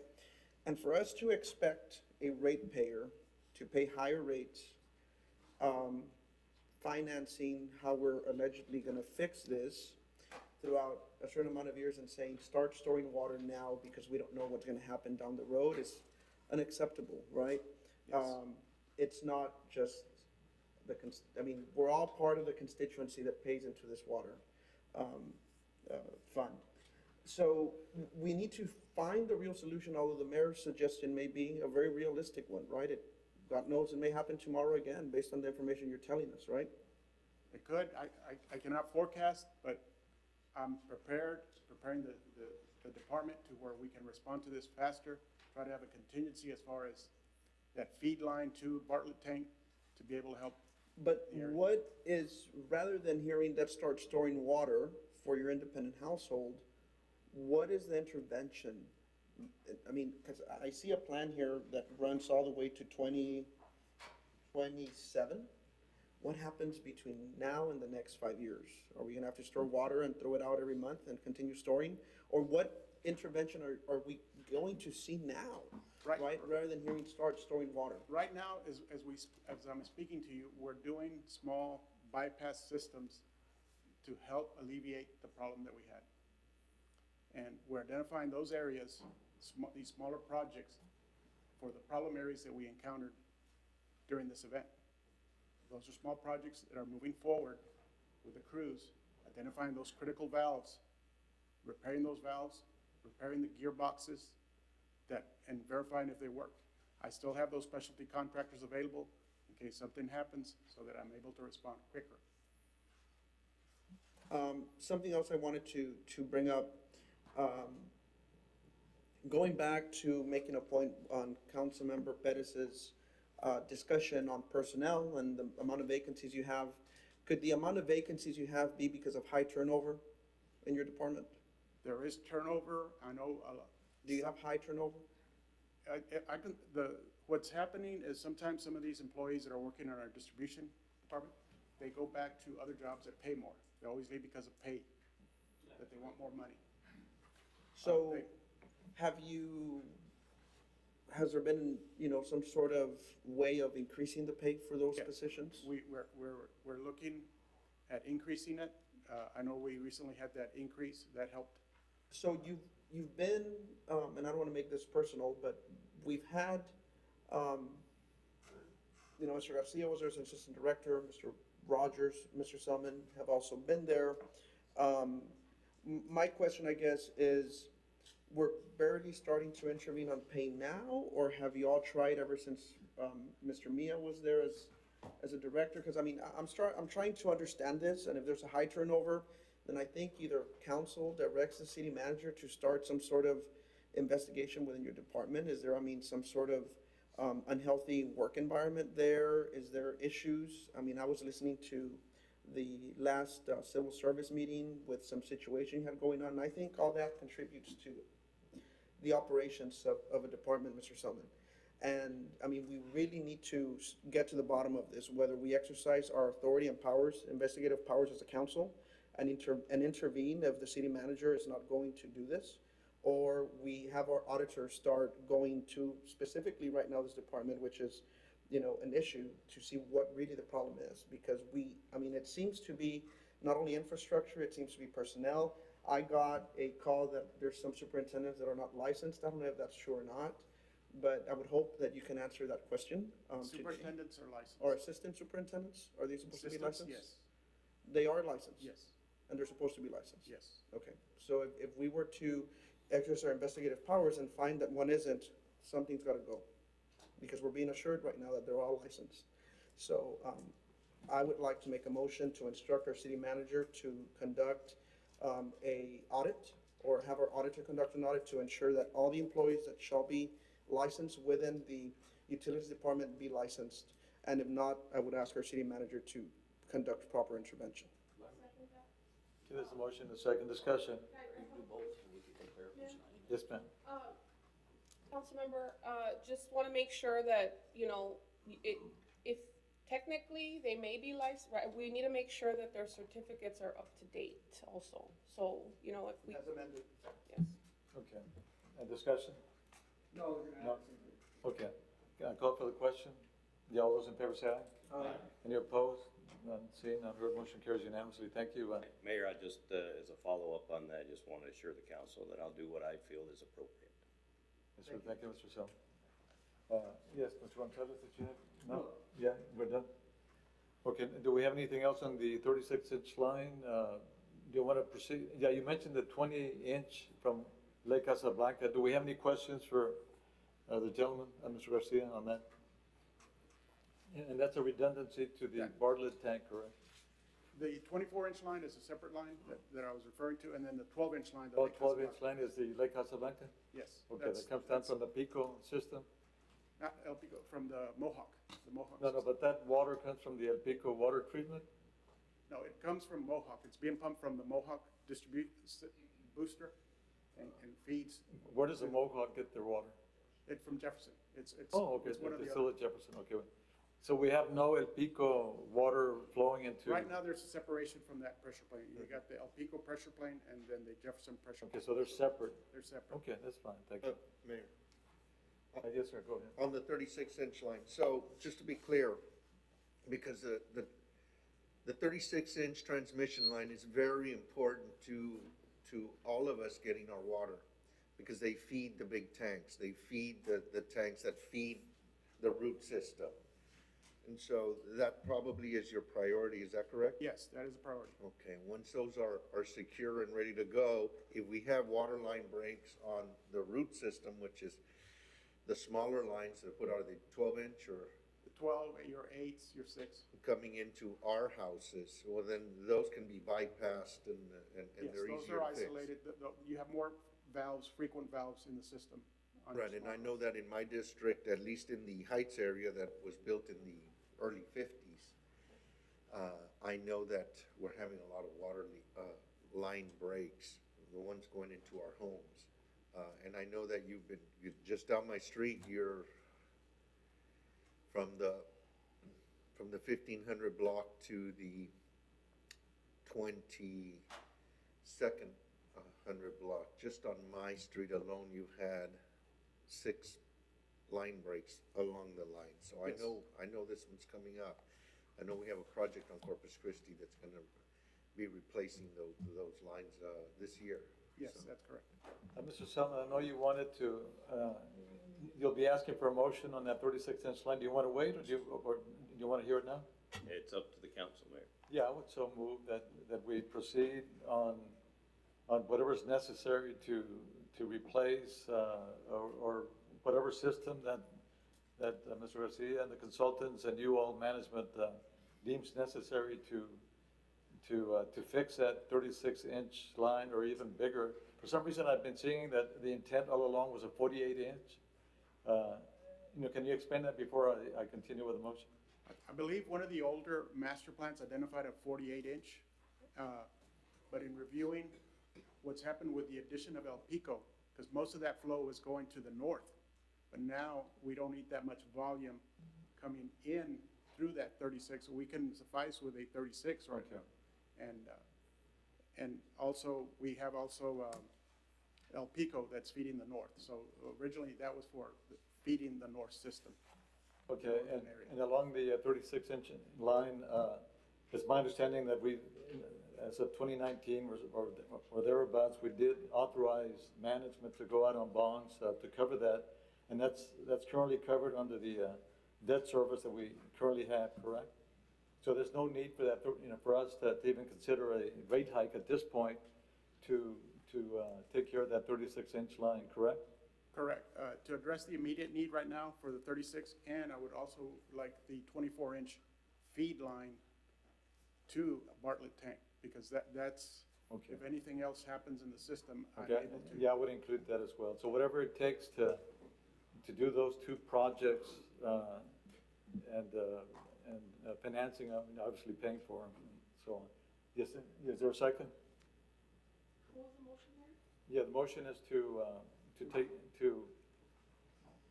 yeah, I want to say repair, but it's not necessarily repair, it's either replace or whatever action needs to be done to assure ourselves that 36-inch line is, will be operational soon. I'll second for purposes of discussion. And the 24-inch line as well, and to pay for it without rate hikes at this point. So second. And I have a follow-up comment. What is the estimated cost of this? The 24-inch line, we're looking at about 7 million. The 36-inch line right now in new construction, I think we're looking at about 27 million. So we're looking at about $34 to $35 million. Yes. Didn't we put some money aside a while back, Mayor? Didn't we vote on it? No, we did, and that's a question that I posed to Mr. Selman. Was it like 43 million or? No, those two, well, yeah, Mr. Ria, could you address that, since that's brought up and it's very important? Sometime back, could you tell us basically what council did? Yes, Mayor. On the 2019 rate increase, council did authorize for water and wastewater $189 million bond issue. Of that, so far, we have issued 52 for the Water Development Board and about 50 million for water system. And that went to, part of that one, you see line tank is under construction, and some of these lines are under design. And so we still have about another 50 plus million dollars, which we are planning to sell this year. And so, yes, what Arturo and Mr. Salman say is that we will, the 36, with the existing money we have, we'll go ahead and design, and then during budget time, we will need to sell the bond to construct this one, and also the second Lion Tank and some other projects like Cuatro Vientos Tank. Some of these projects, we did submit an application to Water Development Board. Hopefully, we will be lucky. If not, we just have to fund it by ourselves. Okay. And so, and Mr. Noe Hinojosa can tell you our existing rate structure can cover most of this date, not the new one, but the existing, the CIP we have. Could you confirm that too for council, Mr. Hinojosa, that? If I may, Mayor, before real quick. Yes, sir. I know we are addressing the line tank or the 36-inch distribution, but again, I've come before this council and I've asked the 359 area, how do we address it, or is that gonna be on the back burner? Because I don't expect that to be on the back burner, because since 3 or 4 years ago, we've been advocating every time there's a water boil notice, that's the first area hit. So are we just gonna forget about it, or are we doing another? Councilman, some of those projects are already under design. We did acquire the property for those booster station. That's why I said the part of the new bond sale, you will have those projects funded for construction.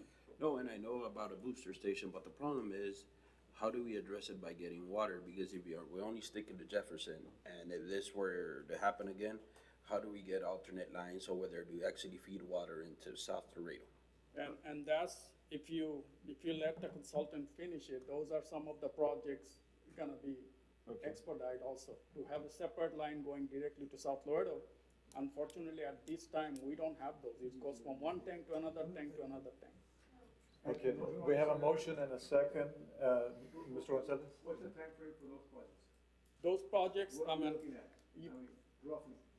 I'll say in less than 5 years, some of these can be done. when the design will start as soon as. Well, it should start as soon as yesterday, But- I think. If I can respond to one of the particular questions, that issue on 359, that we're currently doing an extension of a 16-inch line that'll help feed with this 12-inch line that we took care of. We're making a 16-inch extension to help feed the system, especially some of those neighborhoods that were built on a higher elevation, because there's a difference in elevation in some of these areas. And we're trying to address that need right now because of that growth that happened overnight, that development, so that we can have high pressure to that zone and feed the other areas. So we're addressing that as we're talking right now. It's one of the other little projects that I'm working on. Mayor, Okay, let me, yeah, could I call on Mr. Hinojosa, just for him to, so we can hear it from you to confirm that there's no rate hike necessary at this point to cover at least those projects that we just Mayor, described? yeah.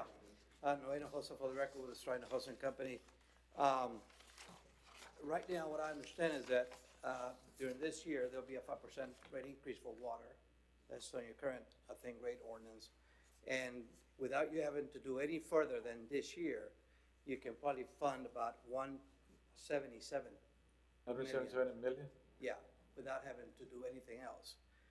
If you do the Yeah, 3%. including the 5% that's going up? Yes, this year. Yeah. Okay, so inclusive of that, we can do 177 million? Yeah. Okay. And if you do the rate increases, succeeding rate increase of 3% a year through 2031, you could fund about 600 million. Okay. If things stay where they are today, more or less in terms of interest rates. There's been a lot of concern with inflation, a lot of volatility in the interest rate markets, war in Ukraine, what's happening now with factors that you and I cannot control. It's affecting supply chain, so things may be more expensive. So all of those things we keep an eye on as we come before you during budget. But if we go to the Texas Water Development Board, that's interest-free, correct? The Texas Water Development Board has now included in their programs no 0% interest rates. Now you can borrow with a limit or a base limit of 1.7%. That's the lowest rate you could get. And then only you can apply for so much and you can only qualify for so much. So it's not like what it used to be 3 or 4 years ago. There's a lot of demand for those funds. There's still a lot of needs all over the state. One of the things that we like to keep in check is that as you increase those rates, and that's what your rate consultants do for you too, is how competitive are your rates versus other cities across Texas. And you continue to be very sound in that respect. And how about the infrastructure bill that's about to be funded? That's, I share that with staff. That's actually, it could be good use to you. A lot of that is more on transportation, like on the bridge project. You know, those are grants or both, I guess? It could be a combination of things, matching, you may have to borrow some, but right now, the city happens to be in a very sound financial condition. You have ability, I mean, if you would have asked me about water and sewer a year ago, when we thought we needed rate increases, and you gave us those rate increases, we actually had very favorable results. So I'll give you a perspective. In 2020, the net revenues of water system were about $35 million in change, 36 million. In 2021, those net revenues available to pay debt service increased by $9 million. And it was a function of $5 million more in additional revenues caused by rate increases and $2 or $3 million caused by less expenses. So, from that side, things look well. We are very vigilant. Every time we come before you, we got to make sure we dot everything the way it's supposed to be done and cross our T's. And it's kind of interesting. I've looked back at data on debt to 2012, and you're literally right at par, except for the utility system, where you made improvements or you made more expenses on utilities. And I'll be happy to share that with staff so they can share that with you at a later time. But Okay, so going back to my initial question, Yes, sir. we have $177 million in debt capacity now. At least. To borrow, yeah. at least, yeah. Yeah. Okay, and I guess, the council, I guess, the management, so far we've spoken about the 36-inch line, and we're talking about the 24-inch line, Mr. Garcia. And then also taking care of of the concerns in South Laredo? Yeah, that's part of that as well?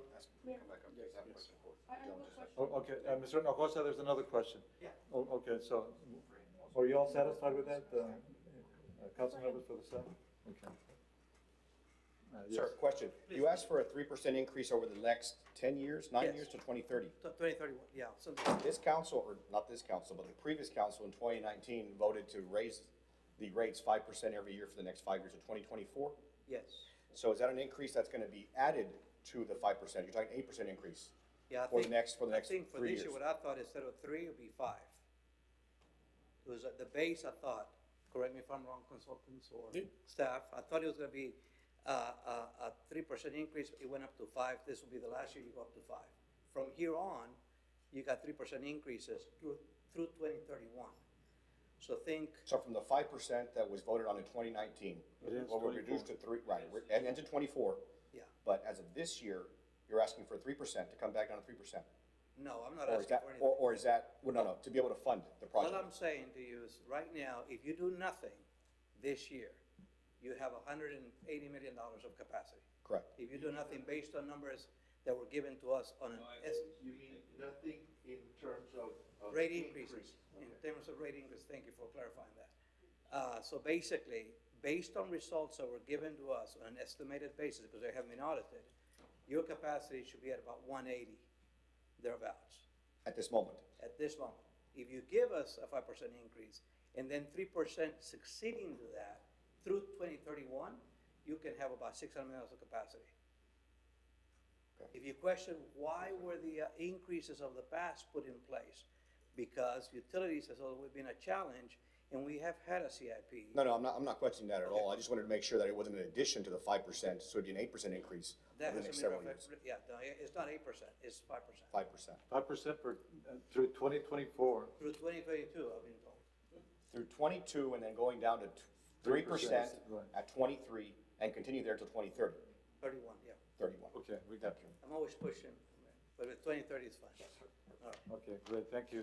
Anyone else? Here I do. Yes, ma'am. Mr. Garcia, you made a comment right now, you said something about a development that happened overnight. What are you talking about? A development that happened overnight?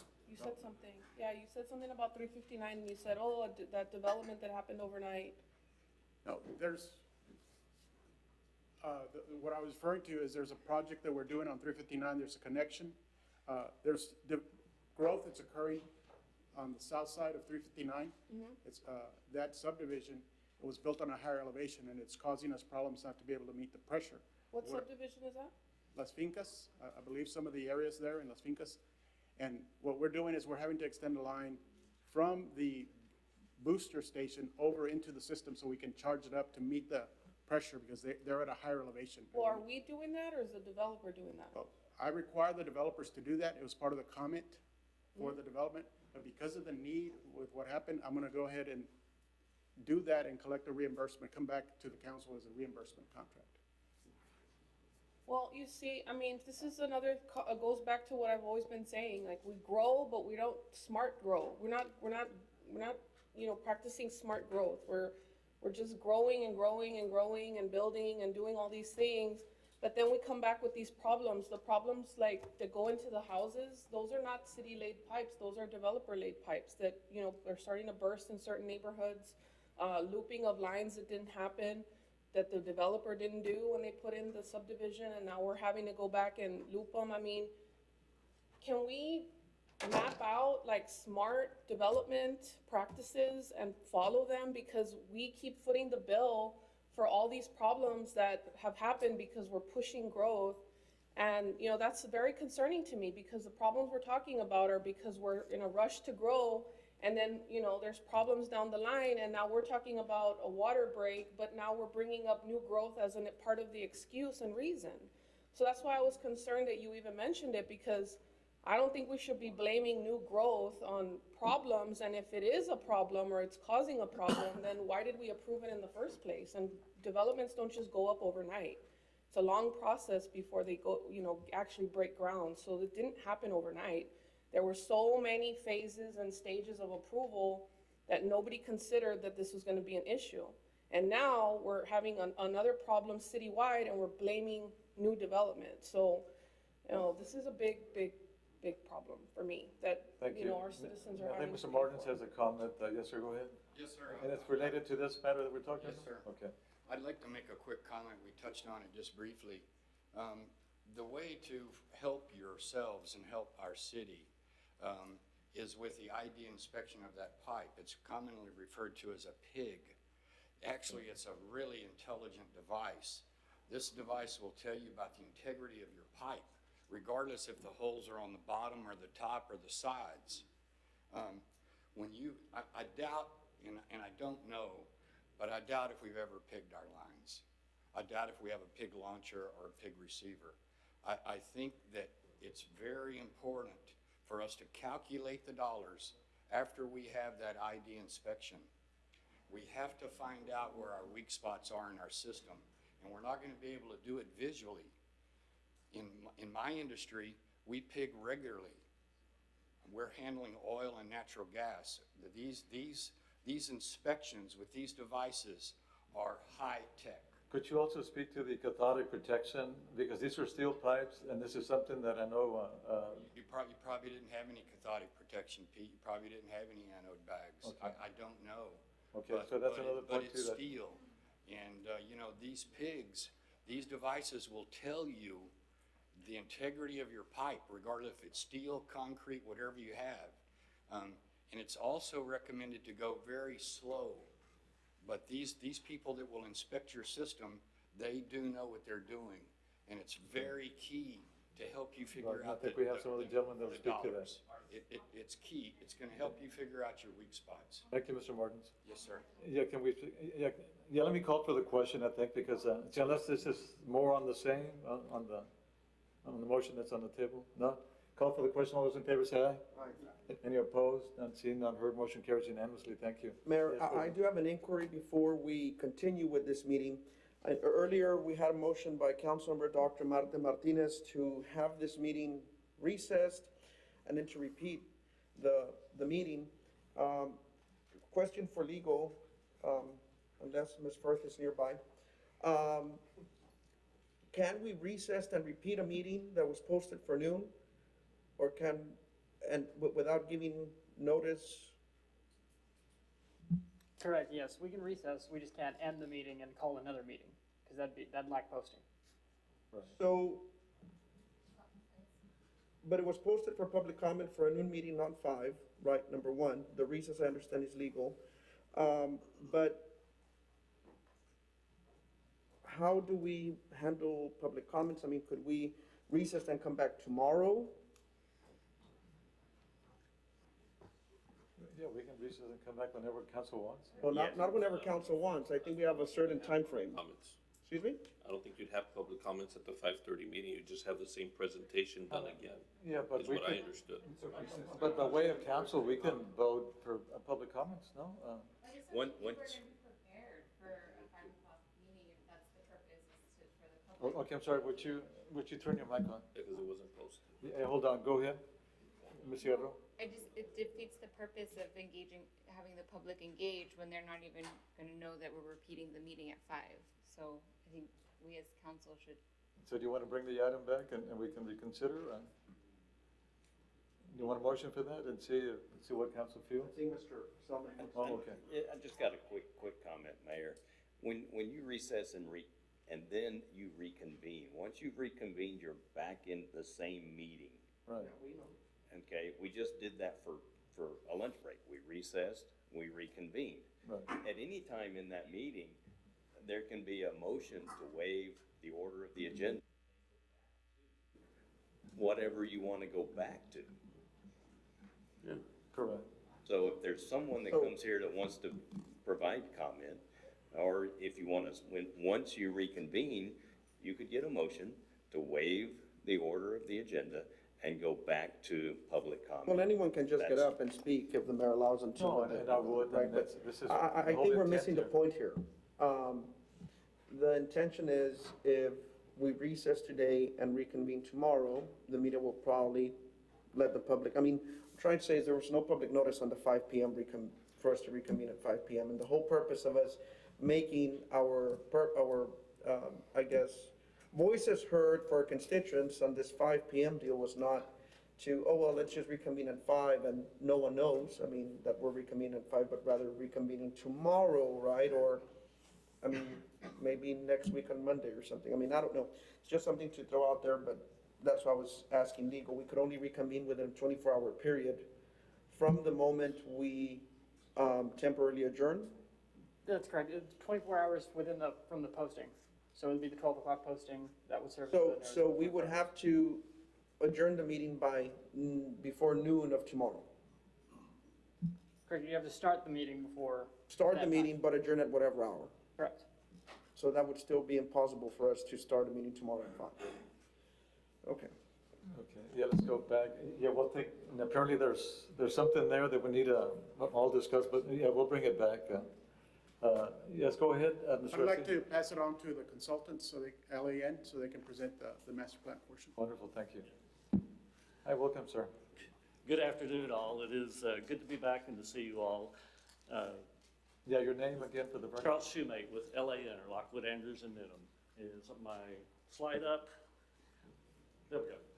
And I want to start a little off topic just for a moment, or off script, and go back to a couple of things that have been said just because they're top of mind, and they do relate. Hopefully I would not overlook them in our presentation today. But to the council member's question about the 359 area, it doesn't get a lot of attention in the presentation today. It's certainly part of the short-term plan. It does get addressed. And I want to go back to Mr. Mia's statement or description about the way your system's laid out. Just, going from the treatment plant and production, as we've talked about today, through large transmission lines, a major portion of your conveyance out to booster pump station facilities, where it's delivered to ground storage tanks, pumps there, then pump it out to additional transmission lines. I kind of categorize those in terms of size. A lot of times it's convenient to talk in terms of, say, 24-inch and larger lines being transmission, 20-inch and smaller lines being distribution. So, with that in mind, and just the focus on the 36-inch line break, later you'll see in slides today, our focus has kind of been on, in the short term, those things that are more upstream or in that chain, that sequence, where if that break, that weak link happens to be upstream in your system, can cause those bigger effects or impacts downstream to larger areas of the system. So that's the reason for the approach and the thinking today in what we're going to talk about. Let me move. Oh, and I'm sorry, one other thing, again, just kind of because y'all have talked about a lot today, and it's like I say, top of mind, and if it gives you something to think about, maybe a question for this afternoon. I know both the 36-inch line and then the parallel 20-inch line have been touched on. And as a background in hydraulics and career of 30+ years now in water systems and helping municipalities, so the relative capacities of those things and the ability of that 20-inch line then to substitute for that 36-inch in conveying water from the Jefferson plant out to the Lyon pump station. If you call that, both of those lines operating parallel, whatever flow they're conveying is 100%. So the 36-inch line will carry about 75 to 80% of that flow. The 20-inch line only then about 20 to 25%. So there's that kind of a disparity between the capacities of those lines and ability of one really to replace or even supplement. So that 20-inch line can continue to deliver some water to Lyon. It'll extend operation out of the storage there for a short period of time. So hope that's helpful. So yes, sir. So wanted to, again, come back to our master planning effort. We've reached the conclusion to major parts of that. I'd say the modeling is complete. That's kind of my background and things I've been pretty hands-on in this project. It's transitioned then into CIP. We're starting to talk about real projects and dollars associated with those. I really kind of wanted to start with the third bullet point here and just say again that we haven't started anything from scratch. It's all built on previous current capital program and previous master plans. The planning process, going back to the first bullet, is about looking ahead, both anticipating projects like we're talking about today that address immediate needs, making sure we don't end up in a situation again, and then for future growth. In hydraulic modeling terms, of course, I think about those things that can improve operations potentially. Level of service is a term that we use and probably ought to explain, from our previous status or progress update.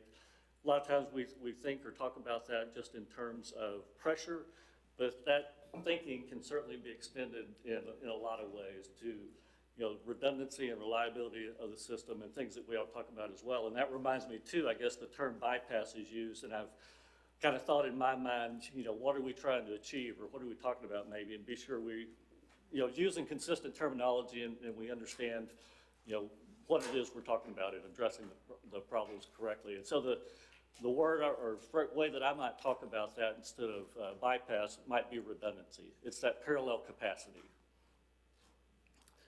Fourth bullet here, just preparing for water supply vulnerabilities. We've mentioned already. You're well aware, I know, about your source being a sole source in the Rio Grande.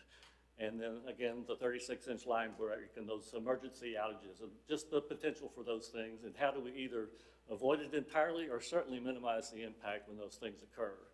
And again, just going back to career experience, I could tell you war stories about those outside things that you can't completely protect against. You can be as prepared as you can, but where contractors hit, or literally a directional driller drills through the top of a 96-inch pipeline, and you have water coming out of the treatment plant everywhere. And then I know it gets maybe a majority of the attention, but looking at and understanding Laredo's financial impacts potentially, and those financing needs that other consultants are helping to address. In upcoming slides, each of the proposed projects kind of fits into one of these categories. Again, this has been kind of our theme, looking at what's needed on the production side, what about transmission, and then in the distribution system. And you can see each of those needs that I've hopefully touched on already, but they address things related to system pressure, reliability, providing some redundancy, making sure you have an adequate supply or ability to convey that water out into the system through transmission mains. And then, making sure we have a good understanding of and can address just time spent in the system, age of water, and how that impacts quality and those kind of things. So here, and there's 3 pages of these. This is, yes. Real quick, for clarification purposes, our city secretary, can discussion still go on, or presentation? Well, based on the last, I'm sorry. No, let me be present, and then someone else will come in. Yeah, thank you. I'm sorry. Yeah, I think based on the last Can somebody check admonition. order or policy, please? No, we heard from council last time. I think it's preferably that 5 remain, and that's fine. We have 5. Unless, yeah, you need to go to the bench. I mean, No, we can. anything, can you check while we discuss this, or can somebody check, Mr. Selman? I'll get with the attorney on No. that. Yeah, do you want to go first, and then I'll. Okay, thank you. Go ahead. Well, I think the city secretary wanted to tell us something. Yes, I was saying that it was mentioned that there was a clarification in the Friday packet. And what was that clarification, Mr. Manager? Or not? Well, I mean, you all sent it out. You all don't review Friday packet? Okay, so can we get an answer? Got signed off by management, right? So I would hope that you all know what we got. We'll get it for you. I mean, I'm being honest, I didn't read Friday packet, so if it got rubber stamped and it wasn't read, then. Well, in the meanwhile, while we get it, can we have 5, can continue? Thank you. Okay. Where was I? Yeah. Got slides back up? Yeah. So there's 3 pages here. This is not comprehensive. It addresses, or at least speaks to most of the projects that we've identified that are recommending in the first 5-year period. So there's about 20 on these slides. I wasn't going to go into detail on each of these. We've got a couple of exhibits coming up here in a few slides that can also aid in the presentation. The two highlighted here at the top of the list are the two that Mr. Garcia spoke to and the council has acted on now. Let me go ahead. You have the list, I believe, there in front of you as well. So like I said, they are system-wide. Let's look at a picture of some of this. So overall in time, this shows all those projects. Where we are in the master plan report process is now that we have the list of projects, have applied cost estimates to them, developing sheets on each of those that, take this, break it down, illustrate those individually. May we go back to the previous projects? Or the previous slides, since the first one? The yellow means that they're currently being worked on, or? This does, correct me if I'm wrong, but yeah, this omits things in this year of the current CIP. So there's two questions, but the yellow is what was. The yellow are the two items that you acted on. Those are the ones that we consider the priority to take action on. Okay. Hendrix PS transmission retrofit. That's from where to where, so we could actually tell the general public what's going on. This is the order, or is this order gonna reshuffle? The order mentioned. You asked about the third one, Hendrix? Well, I'm asking about every single one because we got Melmo, Moak. Right, there's a lot here. And I think that, again, this is part of the purpose for additional workshops as well, to get into more detail in these and look at actual sections from the draft master plan report that provide a lot of that detail. And again, I mean, I know that we're gonna do 2 or 3 workshops, but at this point, we are in a workshop. We should be able to answer these type of questions concerning the citizens of what's going on, because many citizens might be able to attend this meeting and not the 2 or 3 other meetings, and we have to go back. We have to be as transparent as possible, and if these are gonna be fitted across the board or placed in different type of numerical order for priorities, which ones are the priorities at current point? Do we have a map or do we have a list? Currently, right now, which are the priorities? Currently, the priority, like I said, are the top 2. The rest are not prioritized yet. They're still working on the master plan. Once they've finalized all their assumptions and the modeling, then we'll prioritize each section depending on the issues and problems that we're having in the system. 3 slides further down, you had prioritized in different colors for different years. Future time periods, yeah. They're broken into the different time periods. Yeah. Go ahead. Yeah, so all of these are in the orange color on the slide coming up, this first 5-year time period. And that's typically where we've, from the modeling and planning perspective, develop them to that point and then continue, of course, to work with, city staff, further refine that and get down to, annually in this first 5 years. So we're still working on from that level. From that level. Yeah.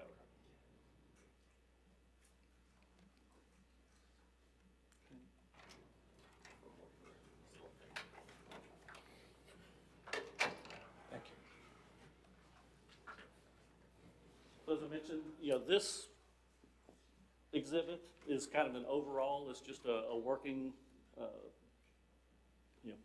exhibit that we use a lot internally just for talking purposes and identifying these in the short term. The legend's too small, I know, to read here, but the orange is are those projects proposed in these first 5 years. And then other colors in years beyond that. So green in the next 5-year period,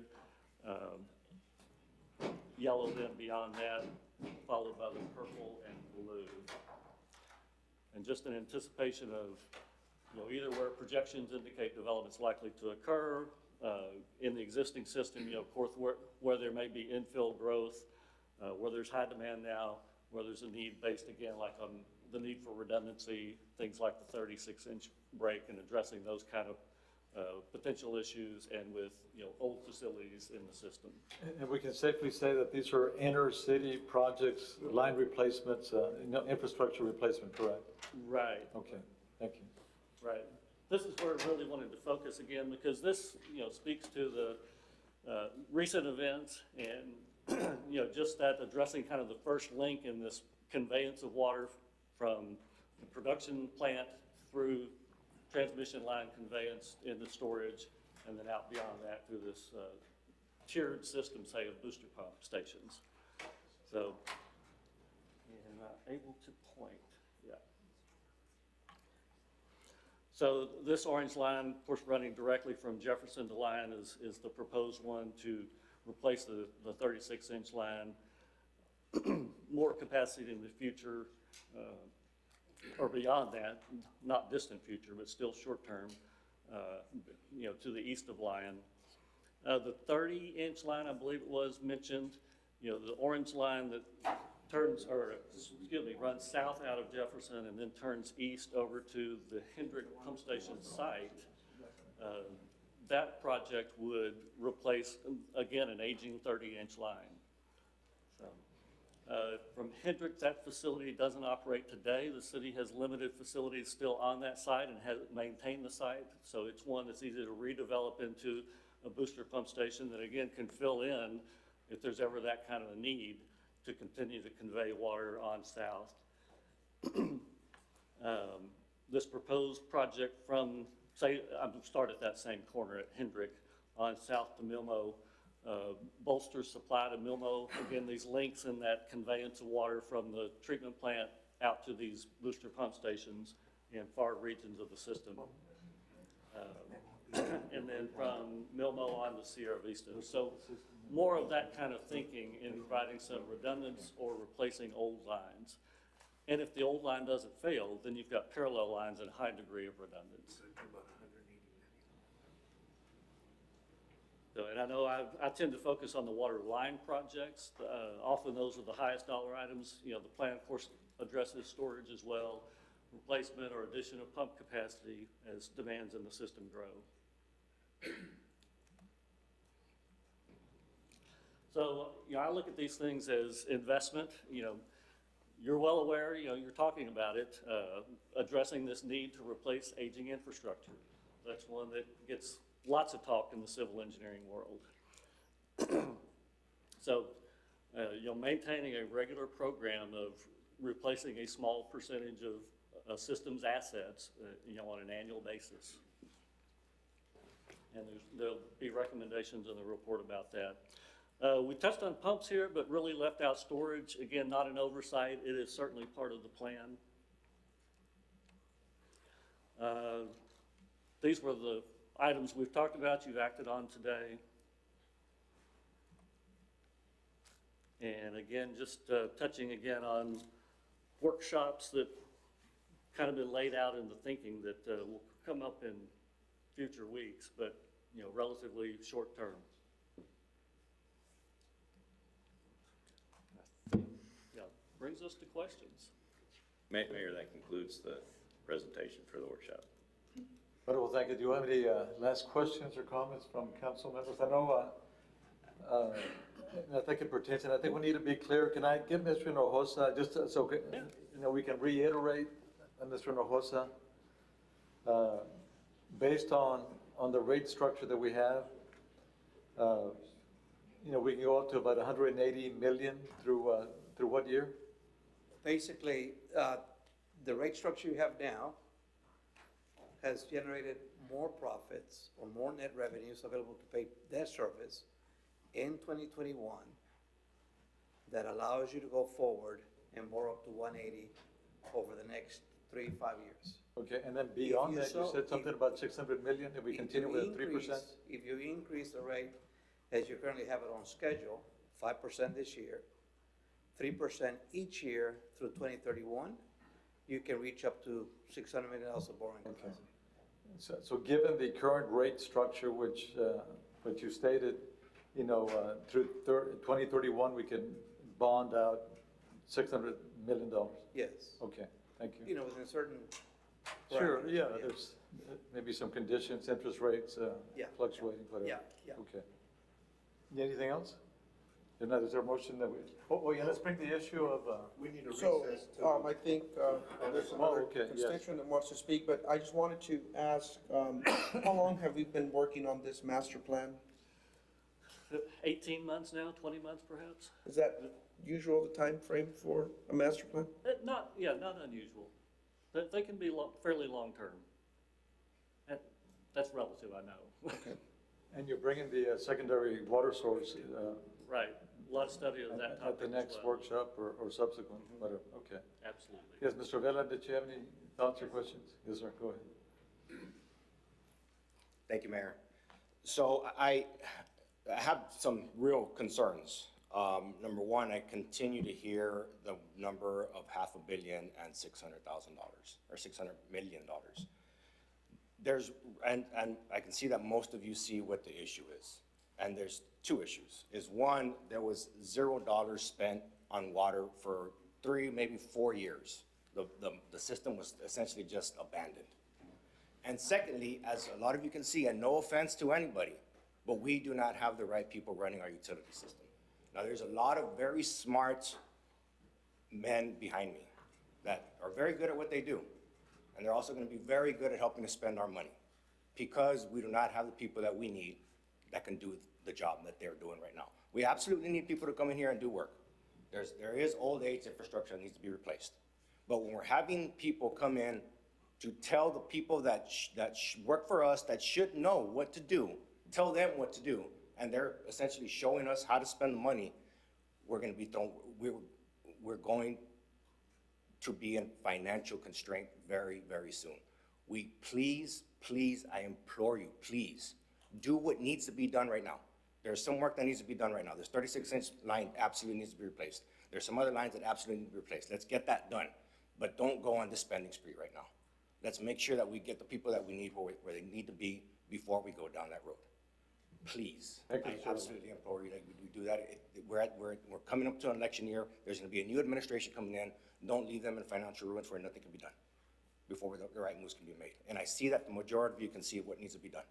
Let's make that move first before we go down and we go on a spending spree. Points well taken, thank you. Mayor, I have a Anyone question. else? I have a question. I just kind of want to go back to Mr. Garcia on that question I asked earlier about that pump. How much are we spending to fix that poor development problem? Like, how much are we spending on that we're going to seek reimbursement for? I don't have that figure here right now, but I can obtain that for you. Can I have an estimate? I don't have it right now. 20 million, 100 million, No, it's not in the millions. like 10,000? It'll maybe be under 20, 16,000, something like that right now.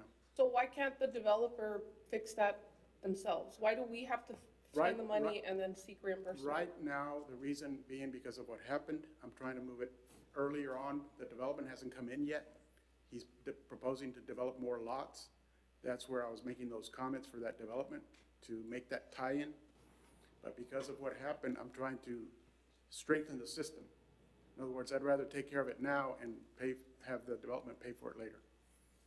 Okay, I just want to make sure that, like the money that we do have, because it is an enterprise fund, right? The utilities is an enterprise fund. Yes. So I just want to make sure that we're not subsidizing development and things like this and trying to seek reimbursement. Anytime you try to seek reimbursement, companies can liquidate, they can file bankruptcy, and you can have a bad debt out of it. So I don't think we should be in the business of subsidizing development and seeking reimbursement. I don't think that's a smart use of taxpayer monies. I understand that some of these things may be necessary, but at the same time, we're already doing that with the looping of the lines. We're going back, fixing problems from the past, and the taxpayers are footing the bill for it.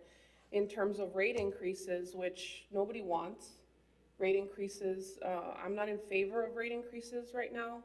I think we can look at the monies that we have and be smarter with them. And if we're losing people to not paying them enough, that is costing us more in the long run by losing good people than it would if we were to just up their pay and pay them a competitive rate and keep them so that they can keep an eye on our water system so that we can restore faith to our constituents that the water is safe to drink. So I would like to make a motion to look at the turnover issue in terms of pay and see if there's room for us to be a little more competitive with some of these key positions before we have the rate study come in. Give us A motion is seconded by Gutierrez. Discussion. None heard, those in favor say aye. Aye. Any opposed? None heard, motion carries unanimously. Thank you. Yes, anything else? I know we attempted to discuss, do you all want to revive or bring back the recess? We recessed till 5, I think that was the motion. Okay, 5:30. But unless we have a superseding motion. right. You could also rescind the prior motion. Okay, If is there a that's what motion council that we, desires.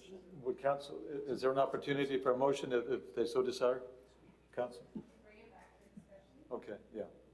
Bring it back, is there a second? Second. Seconded by Gutierrez, discussion. Not heard, all those in favor say aye. Aye. Any opposed, not heard, motion carries. Yes, the item of having recessed and then reconvening at 5:30 is on the table. Yes, go ahead. After speaking with some council members, it's come to light that some council members will not be able to make it back at 5 o'clock. We've already moved our schedules around to be able to be here at 12 and not to reconvene at 5.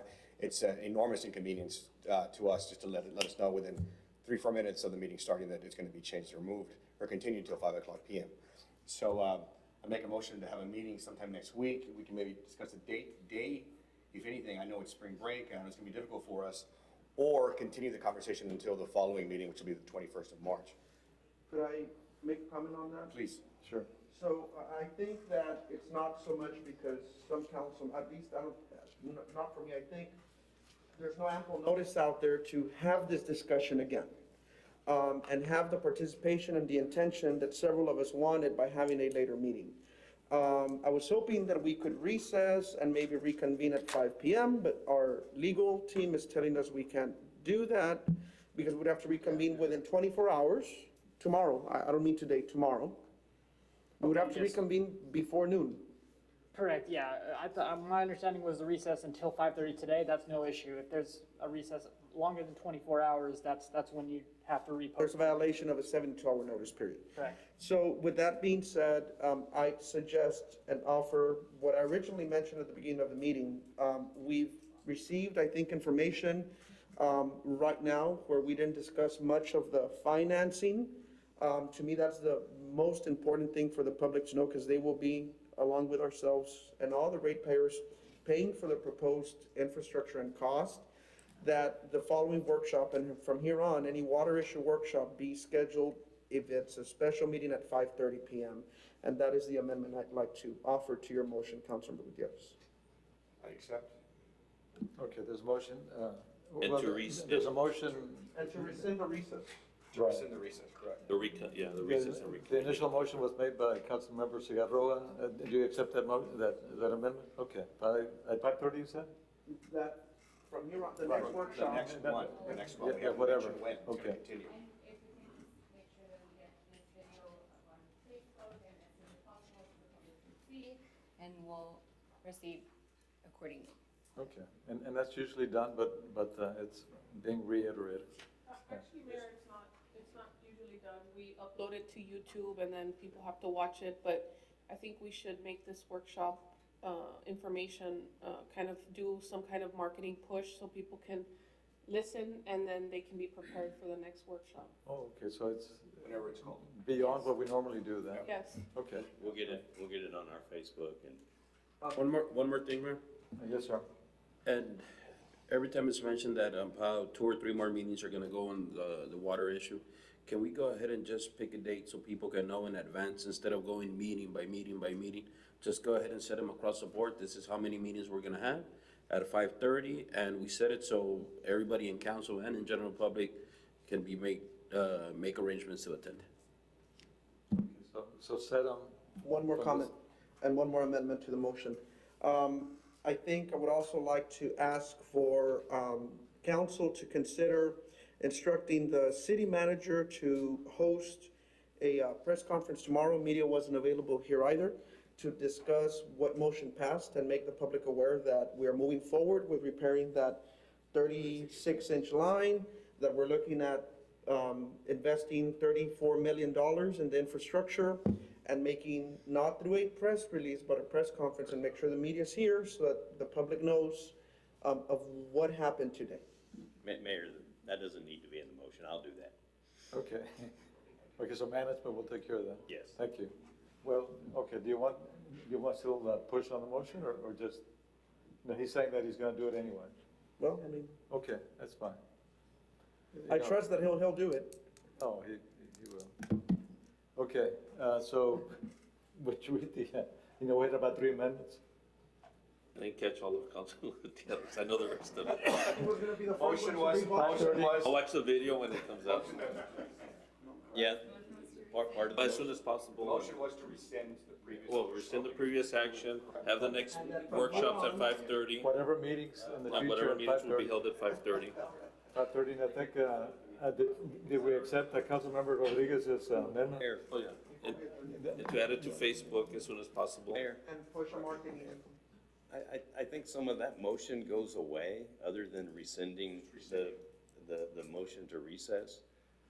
If we follow Councilmember Rodriguez's recommendation to go ahead and set those times and dates right now, if we do that, I think the only thing we need to do is rescind Rescind the the prior motion action. to Okay, so you wanna, Recess the continuation. well, do you have dates, available dates for us? That's what I was Sometimes it fixing. takes- If everyone would get a look at their calendars, let's take care of a little business right Finish it now. up. Yes, sir.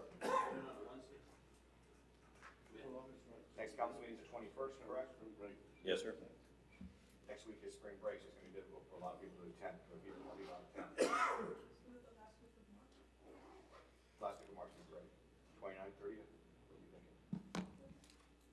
You know, Mayor, we really just wanted to keep it as close to this meeting as we could. A couple of weeks is okay.